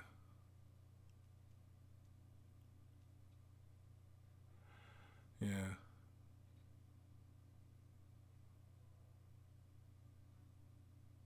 Johnny's Chop Shop. I'm a historical model builder. What does the phrase glazing mean to mini wargamers?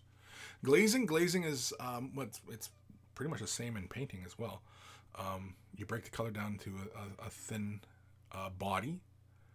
Oftentimes you can use water with water-based acrylics, but in oil painting you often just use more linseed oil or whatever oil you use to thin, and you lay it on top of the color, and the two values create a new color.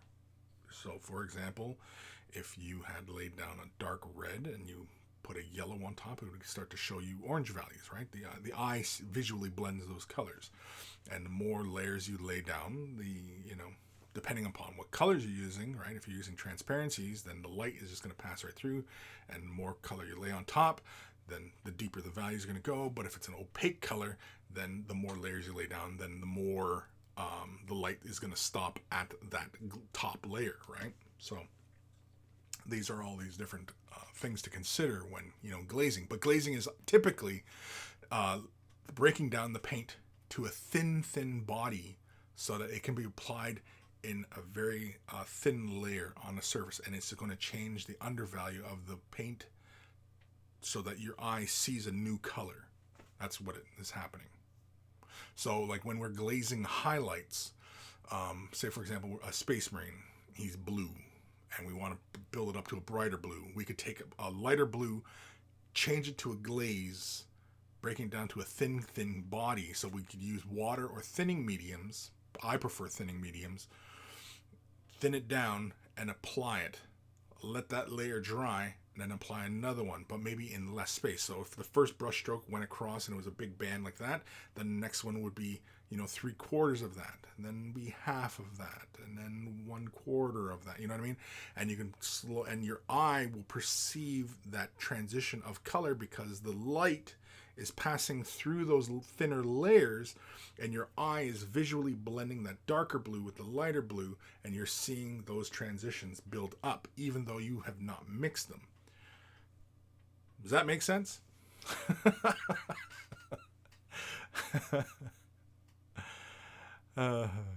David, thanks. Glad to hear the advice. Yeah, if it's something that you absolutely have to do, then yeah, I'm sure we can probably figure something out.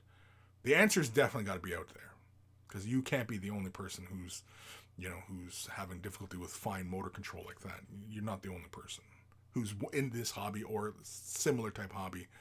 You know what I mean? I'm sure that there's scale modelers out there who have, who struggle. Imagine most scale modelers are it's a stereotype, I realize, but tend to be older, right? Like my age or older, so 40 plus, right? And the motor skill starts to go after a number of years, and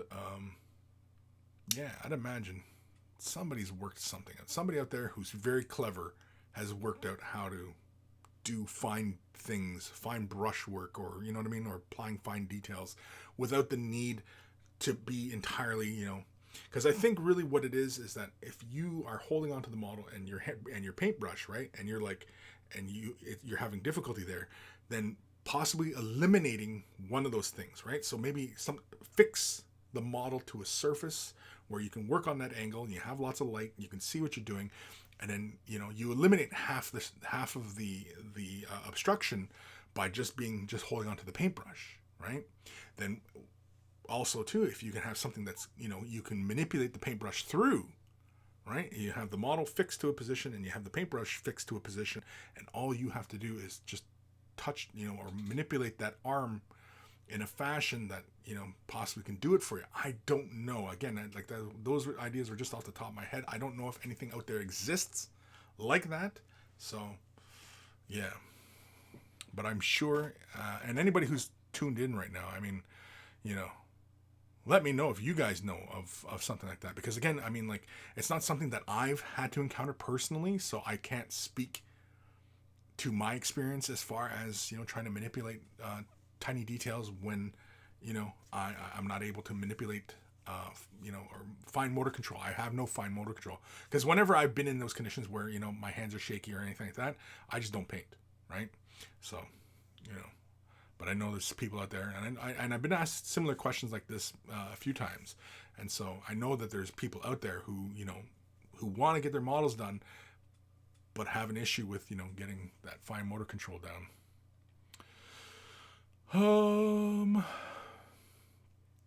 Nathaniel at David, paint the lenses first.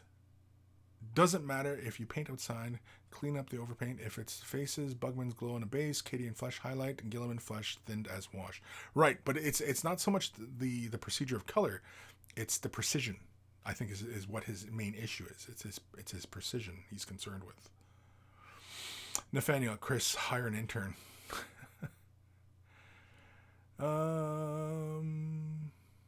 David, yeah, he's mostly thinking of the helmets. Yeah, if I want to see it on the internet, armor is easier than flesh to paint, just because it's more organic shapes to it, right? Fire Ticketing, thanks, no problem. Greenleaf Terrain Studio, Kris, take your shirt off, boy. Regular 2-inch brush. Painting handles make a big difference. Also using ink helps because it's thin, so more control, but also highly pigmented. Yeah. I'm just trying to think of something that would be make things easier. And I think that at least if the model was in a fixed position, that even if he was to hold the brush and try and do it, or if he had the pen, right? If he was using like technical pens, and just touched it. I don't know. I'm not there. I'm not sure exactly. I mean, he's the best judge of how much control he has. So, I'm just trying to throw some ideas out there to maybe inspire a new idea out of him on how he can accomplish his goal. Right? So, Matthias, for steadying your hands, you can freely lift heavier stuff for say 5 seconds, like straightening your arm or holding a stair. Over time increases the time. Sure, like building up the strength, but I don't know. I can't say because I don't know David, but I think it might be something, a condition. I think it might be more of a condition as opposed to, just actual physical strength. But I don't know if physiotherapy helps in those kind of regards. I have no idea. I'm talking out of my ass at this point, so I have no idea. So after a while, your entire posture should be much more steady and controlled. Yes, definitely maintaining posture and such for better painting. Definitely, right? Posture does matter. And in fact, a lot of times when I'm painting hunched over, especially like in the videos and stuff like that. I'm not painting how I normally would paint, because how I normally paint is my elbows are rested. My hands, I often will touch like my wrists together, and I'll paint like that. I'll often have, like this, right? So I often have these handles so that my hands are not pinched in, because I find that grabbing onto small bases, your hands cramp up, and you can see like how the muscles in your hand, see how tense they are, right? Holding onto something small. Whereas if your hand is more relaxed, right, then you're more relaxed, and the more relaxed you are, the better you're going to paint, and the more comfortable you're going to paint, and the longer you're going to be able to paint. So oftentimes, yeah, that's what I'm doing when I'm painting, is I'm often like this when I'm painting. And sometimes, if I need to balance myself, right, I'll touch my fingers together and I'll get into some funny angles, stuff like that, right? Those kind of things, I mean, like I can demonstrate them for you and, talk about them and show you and stuff like that.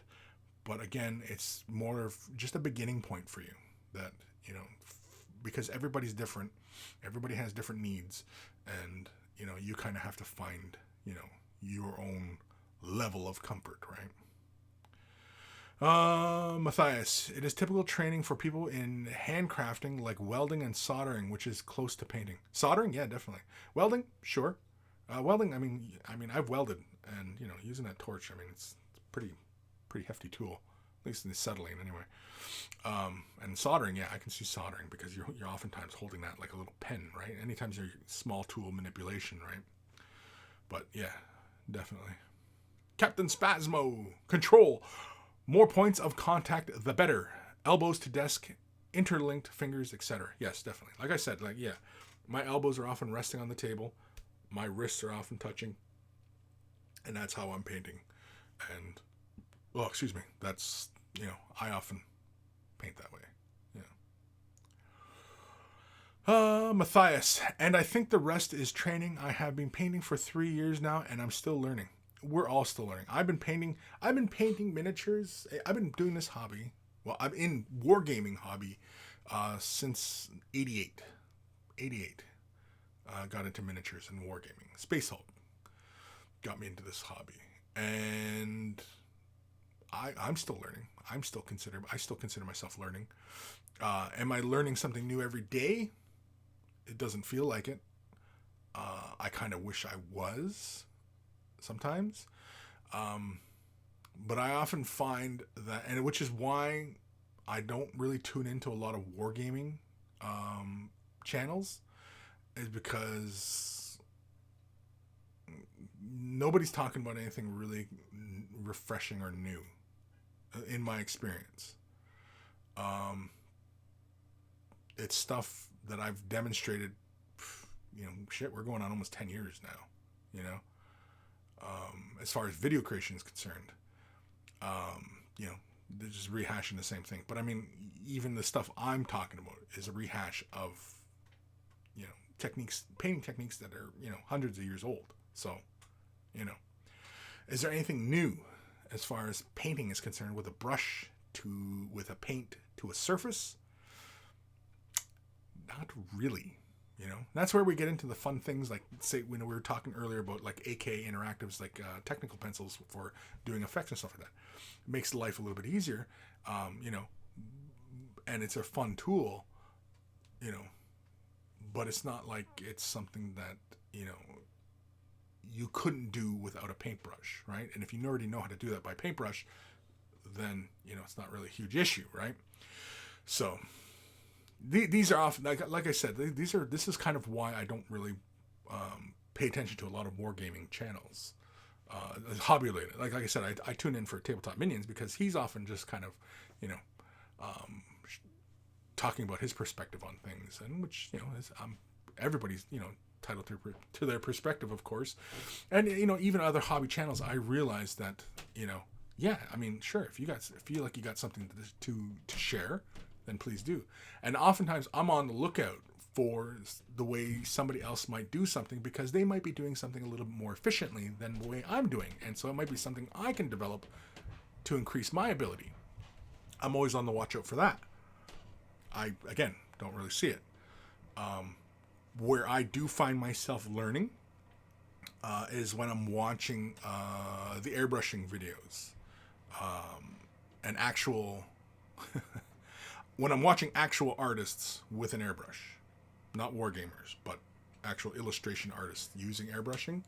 Yeah, those are very, very enlightening. Oftentimes I find a nugget or two watching some of those guys, talking about that or this, or, talking about specific tools, and because they're the people who really know those tools. Wargamers, we don't use, the airbrush as it should be, a brush. We don't use it as such. Whereas illustration artists do, or auto bodying, whatever. Anybody who's using the airbrush like a brush, they're using it properly. Wargamers, it's a spray, tiny little spot here, priming. You know what I mean? Like, it's just, it's a precision spray can at that point. And I have not really noticed anybody using it any differently than that. I mean, if somebody's aware of somebody doing something different with airbrushing as far as wargaming is concerned, feel free to send me a link. I'm always willing to learn.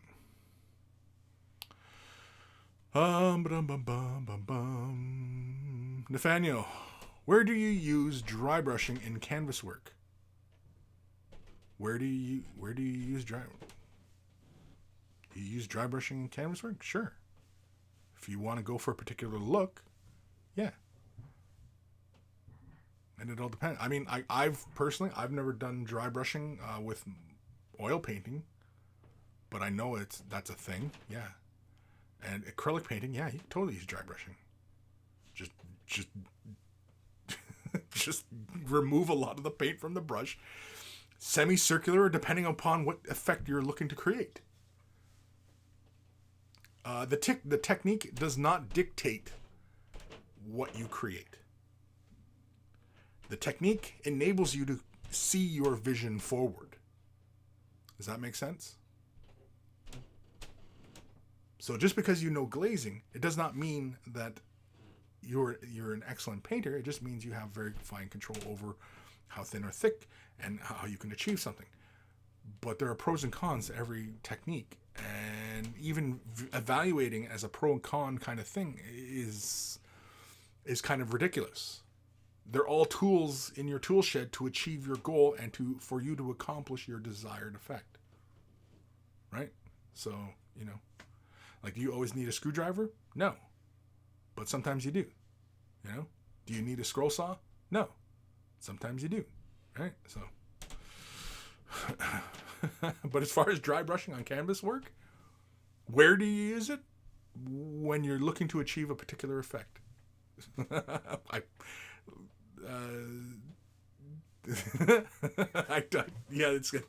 I'm sorry. I'm trying to, like, the technique isn't employed at specific points. I'm going for this, so I'm just going to use this technique. That's not how that works. Especially in canvases, because canvas work, you can create anything, right? Which is why I sometimes go back and forth on whether or not miniature painting is, truly art, right? But that's another discussion. But yeah, you dry brushing in canvas work. Yeah, it's used. It's a technique that's used. When you use it, when you're looking to create a soft transition of color, you could blend it. Yes. You could layer it. You could glaze it. Yes. You could dry brush it. Yes. All these abilities are transferable. Captain Spasmo. Lighting options are probably the biggest, probably the digest change in a couple of decades. Biggest change even. Lighting options. Oh, as far as like, getting your miniature? Yeah, definitely. I mean, light is vastly important. Being comfortable, light. Definitely. Huge importance on those. Over what kind of paintbrushes you're buying. What kind of paints you're buying. Yeah, definitely. David. What is the name of the paint pen you suggested? Trying to find it on a craft store company's website. Okay, well, I know Winsor Newton sells one. I just showed on in my Fresh Tips playlist Molotov. Do you think I can find where the hell they are? I just showed them in a freaking video, man. Come on, man. Sorry, my chair's really squeaky. I honestly don't know where my pens went.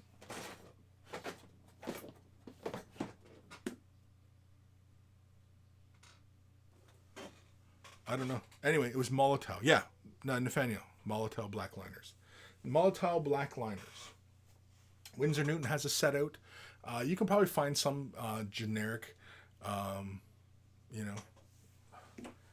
Okay, this is going to annoy the shit out of me. Where are those frickin' pens? Are you kidding me?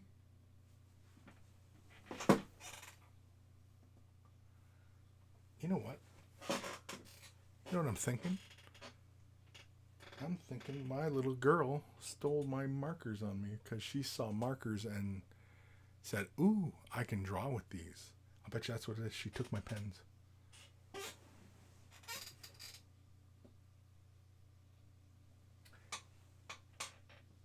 Or I'm blind and I just don't see them.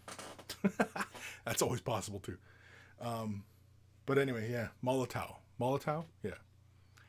Micron pens. Yeah. Old Man Logan. Yeah. Micron pens. That's pretty much... They're technical pens, right? Yeah.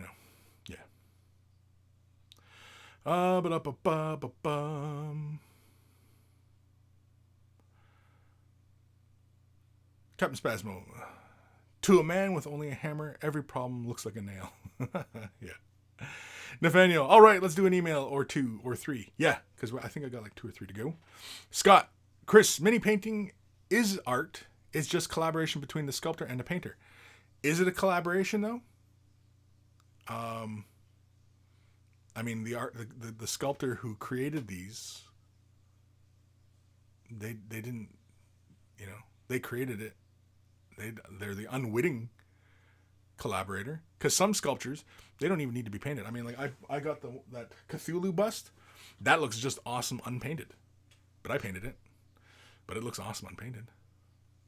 A sculpture. I mean, like the statue of David, right? Does that need to be painted? But it's art, right? Sculpture, it's art. Miniature painting on a model, the outcome is predetermined. It's predetermined. If its surface looks like armor, it's going to be painted like armor. If it looks like hair, it's going to be painted like hair, right? So it's more paint by numbers. Is paint by numbers art? Don't know. I wouldn't consider it. Old Man Logan. Micron pen. Oh yeah, I already said that. Regular 2-inch brush.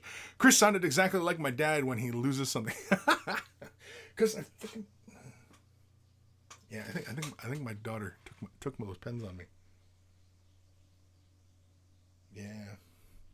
She's on a marker kick lately. She's been drawing a lot lately, and I don't want to give her shit about it, but she could at least told me she was taking them on me. Unless I'm blind. Am I blind? Forget it. I don't care anymore. I still care, but anyway. Captain Spasmo, Busty Cthulhu, that way lies madness. Busty Cthulhu? I don't know. I don't know about that one. I don't know if I want to tune in for Busty Cthulhu. That sounds weird. Alrighty, if you're wearing headphones, turn them up or down, but here it comes. Let's go with this one. Email time. It's email time.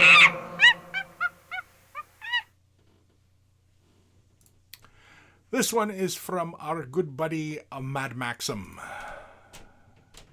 Merry Christmas and Happy New Year from the Kingdom of Denmark. I feel there is a distinct lack of painting terrain pictures in your emails, so I'm here to even the odds in favor of terrain. I have painted up some Kill Team Sector or Imperialis ruins in this nice scheme I found on YouTube. I didn't want to paint it up as box art, but still find a paint scheme that was easy to do on a huge load of ruins. I've pretty much just primed with Corax White, Celestra Gray base coat, Nuln Oil wash, dry brush with Pallid Witch Flesh, lead belcher on the metal bits with Nuln Oil gloss shade, and Balthazar gold for the window frames and the bottom. Comments and criticism are welcome. I also wanted to share a story that your use of language has made an impression on my language. When you didn't curse on your shows and said son of a beehive every so often, that line sneaked into my language use. I've said it repeatedly over the last couple of years, so you make quite an impression on this non-native English speaker. It's just more fun to swear in English for us Danes sometimes. I don't mind your swearing now, though. Finally, I would once again like to thank you for providing countless hours of entertainment and great advice on hobby and life, nurglebums, and ass-capes. Keep up the great work. Sincerely, Mad Maxim 81. Now, on the topic of my language, yeah, as I've mentioned before, because I don't have to be part of something that is, wants to be more G-rated, and I can be more myself. And like I said, anybody who's met me in real life knows I talk with more colorful words. So, like I've said, it's just me being me. Anyway, awesome stuff. Nice and clean. I like it. I think the gold, you probably could have shade washed the gold with a gloss, like Reikland Flesh Shade. I know Reikland Flesh Shade comes in a gloss. Also, Agrax Earth Shade has a gloss. I think using a shade wash on the gold bits definitely could help, especially creating some separation between the lighter gray and the metal bits. I think on big bits of terrain like this, it's probably easier just to stick with the normal method. I was going to say, you could probably chuck a bit of, say, a drop of Abaddon Black into the lead belcher on your palette, mix it, and then apply a base coat with it, and then use a shade wash, just to give you a bit darker, a bit metal. Darker, a bit metal? Is that English? As far as the gold bits, yeah, Balthazar gold, using either Reichland Flesh Shade or Agrax Earthshade gloss definitely would help, and then giving a slight dry brush in Balthazar gold, or even was it Ganna gold? Ganna gold is the mid-tone gold. Just a slight, bring that gold tone out. Of course, also, because these are ruins, you could also begin to start throwing in some weathering. You could add, verdigris to the gold bits, make it more of a brass kind of feeling, like aged brass. You can have some deeper gold, green tones in the recesses.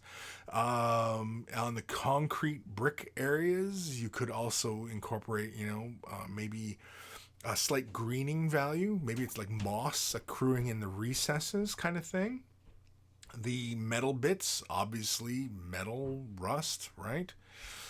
You can incorporate those kind of elements. And, now mind you, on these bits where basically they are kind of, metal trim and, stone or brick or whatever it is, it is kind of three colors like that. And I think it would be an exercise in minimal usage. So for like metals, adding a bit of rust, I don't think I would go too ham with it too much. The verdigris on the brass or gold bits, I don't think I would go too heavily with it. And greening or even streaks, like the runs, like if it's concrete, concrete often will accrue runs down the surfaces. You could also do that as well, even like the rust from the metals and the concrete where they're mixed and you have that rust running down, like in the pillars. You could also have those. Again, it's kind of comes from observing actual things like that. Those are some areas you might want to look at.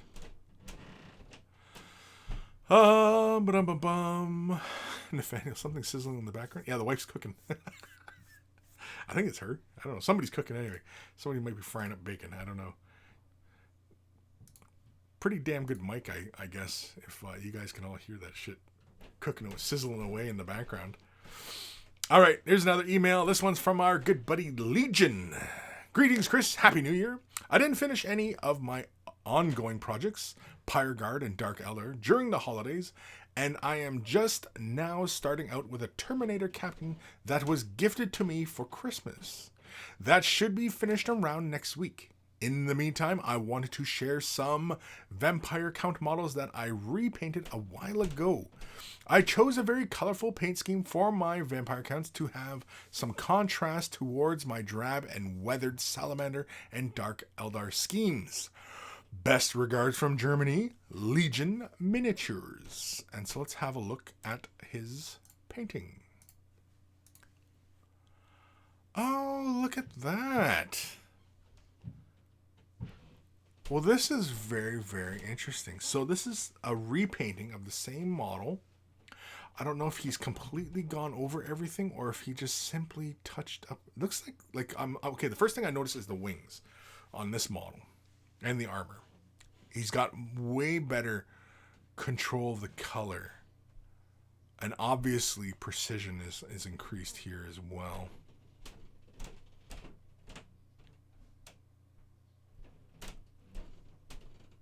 Less reliance on metallics, it looks like, right? Going for more non-metallic metal vibes rather than using the metals. Man, I really like the wings. I like the transition in the wings. I like, it's just a nice update. Yeah, here, this picture. Look at this.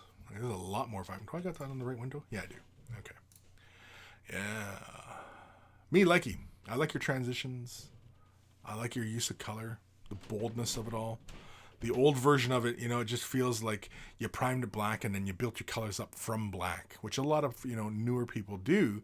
But, I like that you went for much bolder colors. You can still go with a black building up, but I find that when you build up and you want brighter colors, you often end up laying so many layers down that, it just ends up, looking like you've caked a lot of paint onto the surface, right? Rather than allowing the sculpture itself to play through. I like your non-metallic metal work.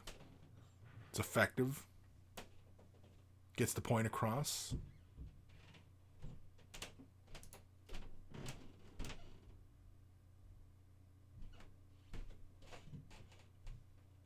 Really nice work. Yeah, use of colors, obviously, I think obviously one area you have really obviously, changed as an artist, right? Is, you were content with whatever you were doing before, but now you want much bolder colors. They're still very dark, but obviously you're going for a high contrast on these surfaces, right? You got very dark shadows, obviously, as opposed to before. It seemed like you were relying more on the black paint, Just judging by that one picture where you had the side by side, which thank you for doing, because that helps kind of visualize how you've evolved as a painter. Kevin Cabal, I'm painting some terrain right now. It's fun stuff. Yeah, cool. Oh, Legion, there he is. I first painted the Vampire Count 8 years ago and completely stripped and repainted. Oh, you completely stripped it? Okay. And the Knights are around 5 years ago and just added another coat of paint. Yeah. Exactly. And going with that, you know what I'm talking about? The 3 fundamentals for everybody getting into painting: prepping the model, priming the model, and obviously base coating the model, right? Laying down a nice smooth base coat. Once you really kind of got that, then you start moving into highlighting and all these other techniques. But when you just base coat a model, but you've base coated like the entirety of the model, and you've even painted the base, and you've got all these elements base coated, you can always come back later and develop. So as you're building up your collection and you're only base coating, but as long as you're staying nice and neat and staying controlled and taking care of mold lines, and you could still build upon that model, right, and get it done. So that's very, very cool. Yeah, I like that, Legion. Thank you for sending that in, Legion. That's really, really fantastic work. And yeah, you definitely can notice how you've evolved. And I know there's so many of you out there that you've been sending me pictures over the years, and I just love, really, we should do a 10-year challenge. I still have everybody's emails from from the other, on my other thing, I still have everybody's emails. Yeah. Where's Way of the Brush? Yeah, Way of the Brush submissions. My Way of the Brush submissions. Yeah, I've got 404. Can I go to the last page? Is there a way I can just click it to the last page? No, it's going to make me fucking do it this way. Anyway. But, yeah. Oh, screw it. I'll just keep clicking through. If the transmission lags, it's because I'm going through all my emails. Oh, wait, did I clear a bunch? Oh, shit, I might have cleared a bunch, yes. Because I'm looking, and I only go back as far as 18. Ooh, I've gotten rid of a lot. I think because my email, initially, because it was on my personal email, it was getting really clogged, and the Way of the Brush submissions were taken over. Yeah, whereas now I have Way of the Brush email, where all this comes in, it's brand new account, so, not brand new, but, mostly new. Anyway.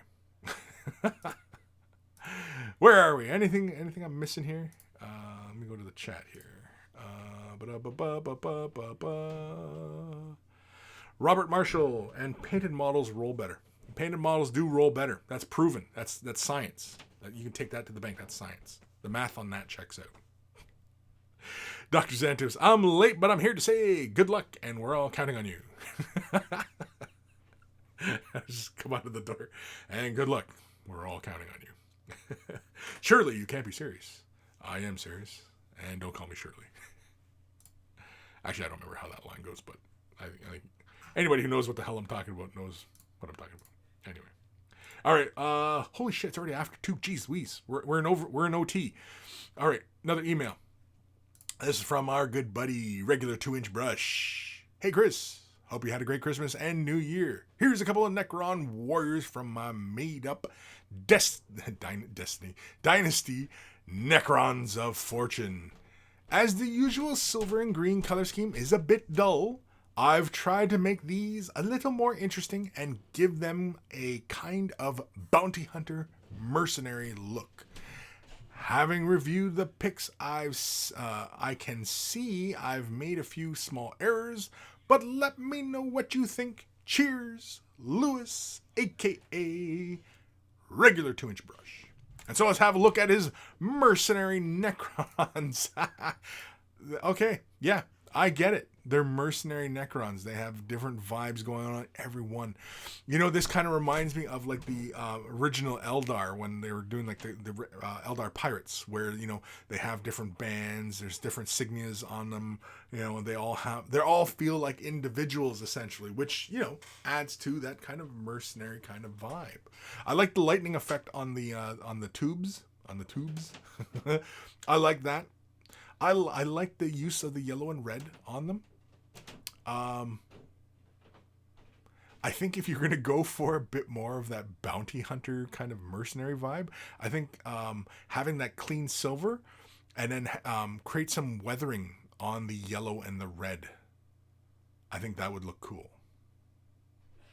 Just a little bit, like for example, like on the back of the hand plate, like chipping near the knuckles. Not so much at the wrist, but just at the knuckles. So like kind of like he's punching at stuff, and it's, you know, created a bit of wear. You know, at his elbow joint, you know, like on his bicep, closer to the elbow joint, and maybe up on the shoulder, just a couple chips here and there.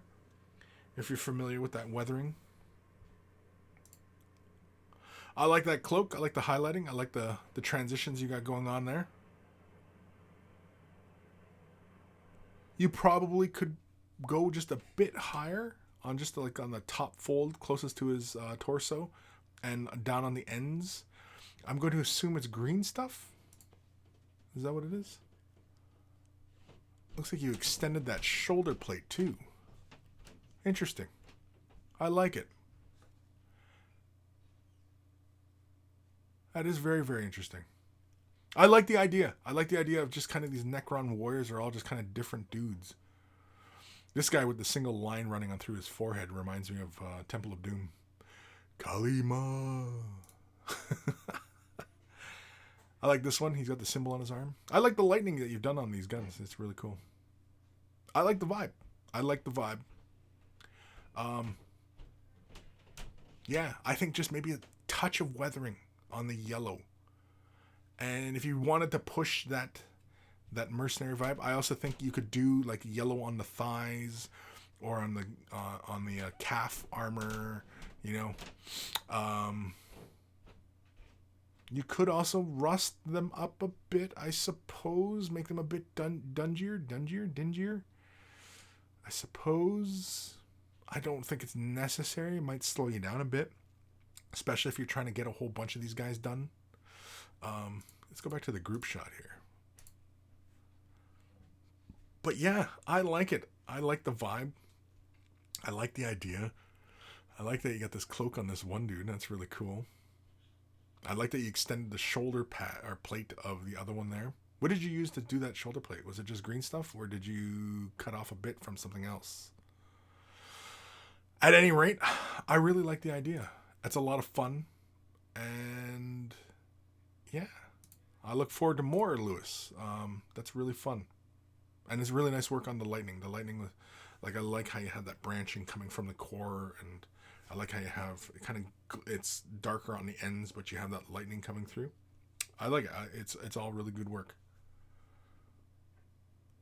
I like it. It's really good. I'm still looking at it. I'm just trying to think of like if I was gonna go for that the bounty hunter vibe, because immediately when you say the bounty hunter vibe, the immediate thing I think of is Boba Fett, right?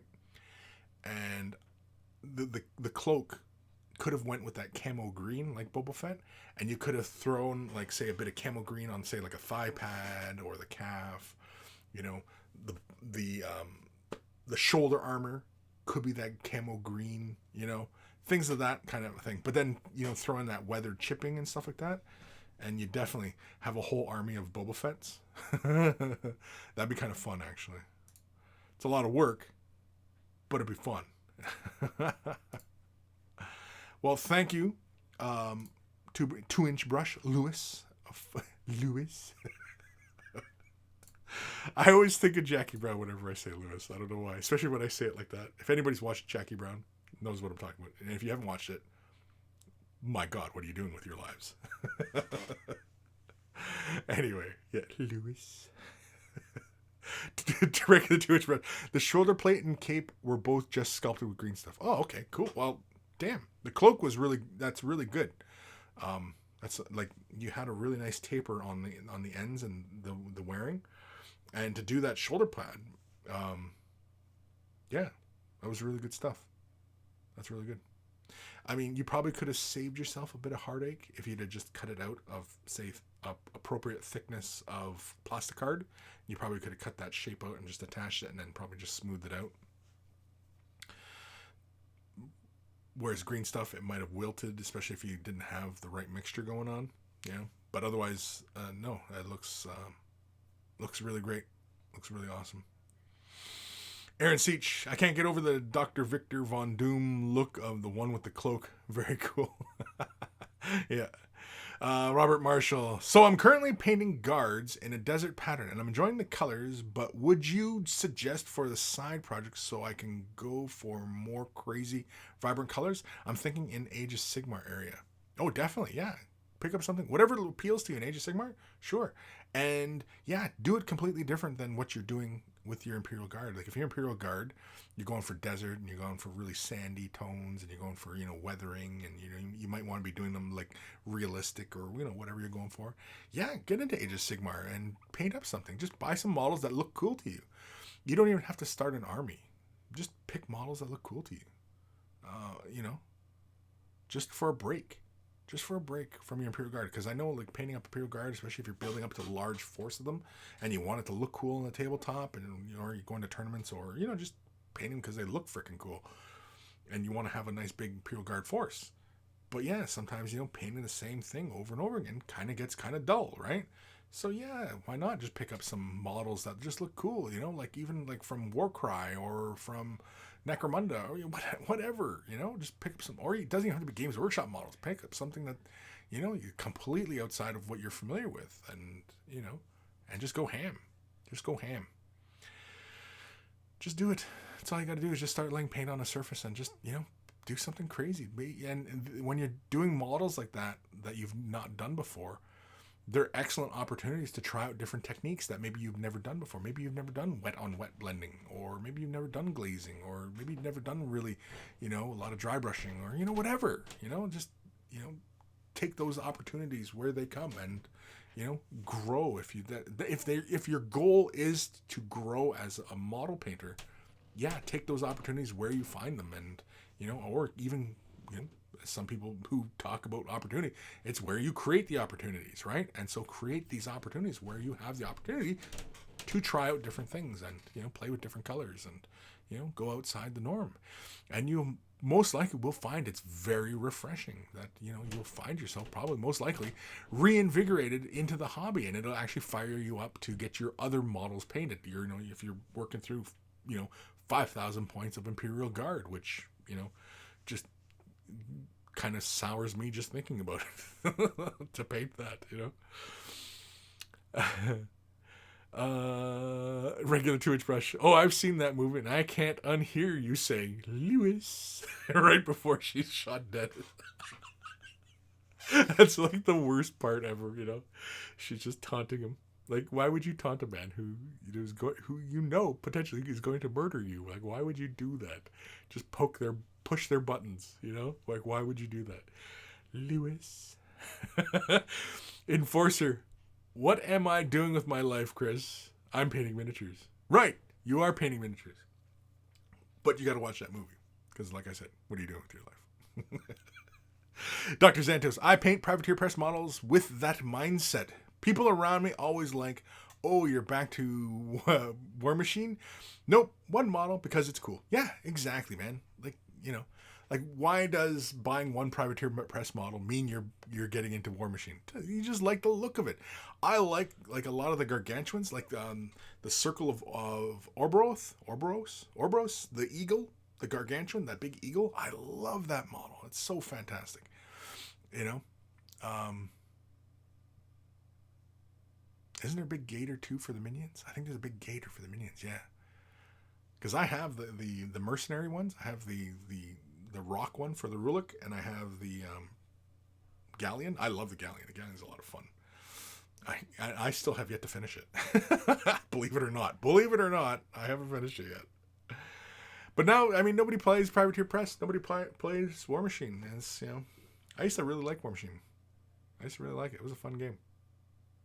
Time we at here. 2:22. Jeez Louise. All right, I'm going to end this shit right here.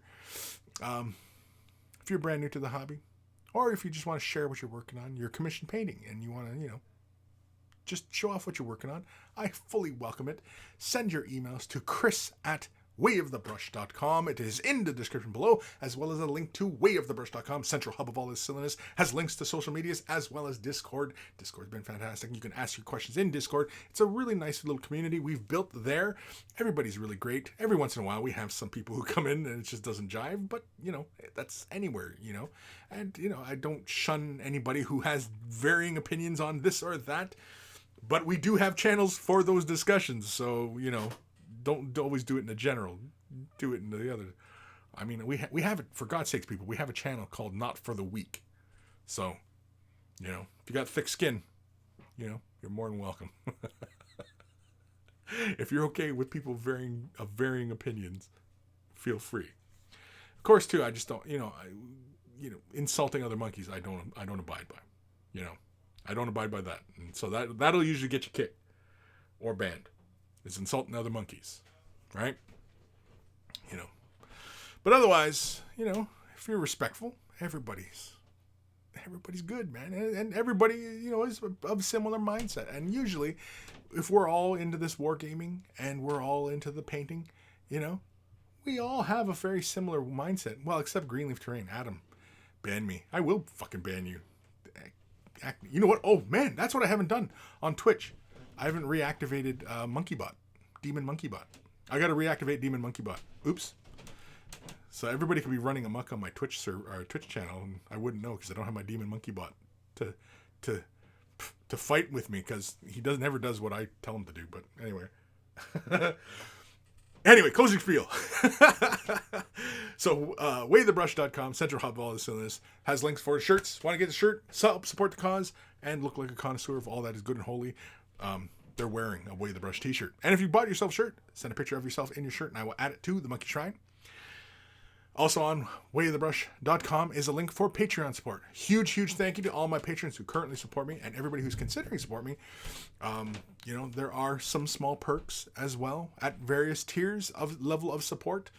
Early access is the most common, as well as dice, and of course, one that my highest tier, the Shiny Monkey. Room and Matt enough. I know, buddy. We got to set up some time, because you've been missing out. I don't know if he's been too concerned with it or not, but anyway. So yeah, there's varying tiers, varying level of support, and of course, shirts will be available soon. That's the next one I'm working on. Dice, of course, everybody gets dice at Shaded Monkey. No, Base Coated. Everybody gets dice at Base Coated. Base Coated is where things really start to happen. Every $1 or $2 support, you get some support, and you get some perks. Joining in the Discord server, and partaking in votes and stuff like that, and of course, I welcome all levels of support, and of course, Patreon support. Huge thank you. Love certain levels. But if you're not able to support monetarily, thumbing up the video, commenting, liking, subscribing, sharing, following, all that helps as well. And all it takes is a couple clicks of the button, and you're helping me out tremendously. So, huge thank you for anybody who's willing just to take that time to click a couple buttons, and you help me out. And so that all helps as well. Also, big thank you to Carl, aka Guy Alfer, aka Beer and Blood Bowl. That's his YouTube channel. Check him out if you love yourself some beer and you love yourself some Blood Bowl. Beer and Blood Bowl is where it's at. We always say thank you to Carl for taking the time out of his busy day to create the email jingles that play before the email segment of the show. And so always a huge thank you to Carl.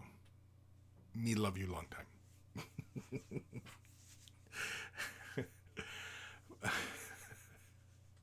$5 tubuku. Enforcer. Time for D&D. Take care, Kris. Take care, everyone. I gotta go kick some ass. Kicking ass. Apparently, he's kicking ass. Alrighty, I think we're done, right? We're done. Closing spiel. Said my thank yous. Plug the website, right? Nothing left to say. Yeah. Worst ending of this show ever, right? We might have learned something today. Did we learn something? I think we learned something. Hopefully. I know that there was quite a few new names I had not read before, and so it was really great for seeing you guys, or at least maybe you've been watching and just finally decided, that you needed your question answered, and so awesome. I'm glad. Hopefully it was helpful, and if it wasn't, well, too bad. You're not getting your money back. Take care of your brushes. They'll take care of you, and I will see you guys later. Later? Yeah, later. Maybe.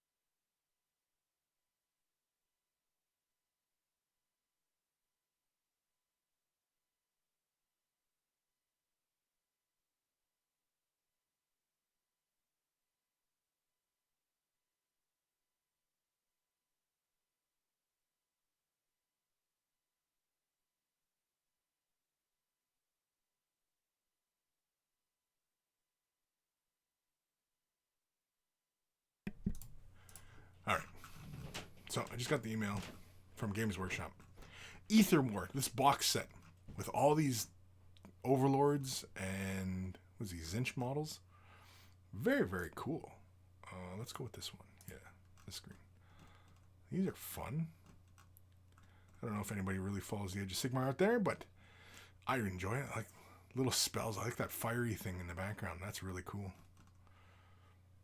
The overlords are kind of fun. They're steampunky, right? And I mean, like, that's the fun part about Age of Sigmar is that it can go anywhere. Fantasy was so limited. Like, it was like play on Tolkien's fantasy world, right? And so if they threw in, these, like, we would not have gotten these overlords had they stayed with Warhammer Fantasy. Everybody would have resisted it. You know what I mean? Like everybody would just, oh, that not in my fantasy. No, you know? And so, yeah.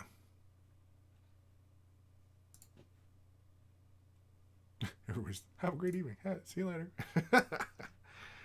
Nobody's caught up to this part yet. So I'm just going to dive out before anybody makes a comment that I have to respond to because reasons. I'm hungry. I'm going to go eat lunch because we're already, we're well over. We're well over. I was just talking about that and just sharing my opinion. And, you know, I don't know. Everybody has their opinions. Not all of them are valid.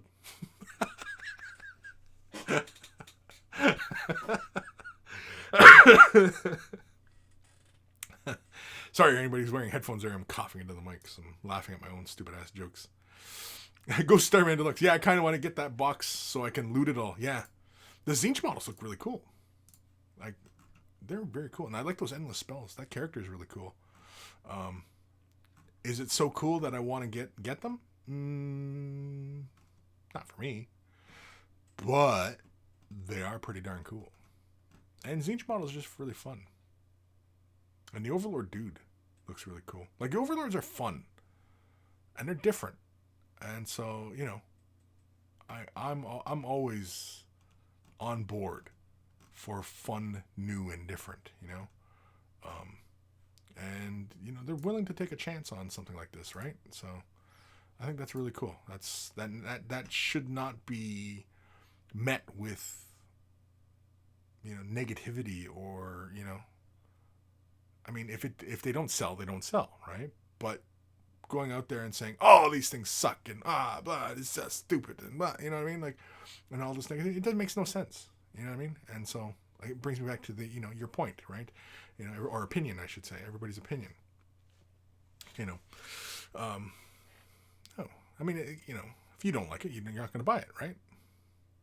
Simple as that. Old man Loger, lunch, burger. Lunch. The wife, she had hot dogs. That's what was sizzling. Everybody was hearing the sizzling. That's what was sizzling. Apparently, was hot dogs. She got some jumbos. So I'm gonna go get them for all my kids. Eat at my lunch, and then I gotta talk to my daughter because I think my daughter took my markers. I think that's what she did. I think she took those markers on me. I'm gonna have to go kick some ass. Alrighty, I'm getting the hell out of here, guys. Go paint something. Go hug a loved one. Write a book. Write a poem. To a loved one. Do something. Do something fantastic. Or just paint a model. Sit back and relax. You earned it. You earned it. Didn't you earn it? Hopefully you earned it. Or maybe on holiday still.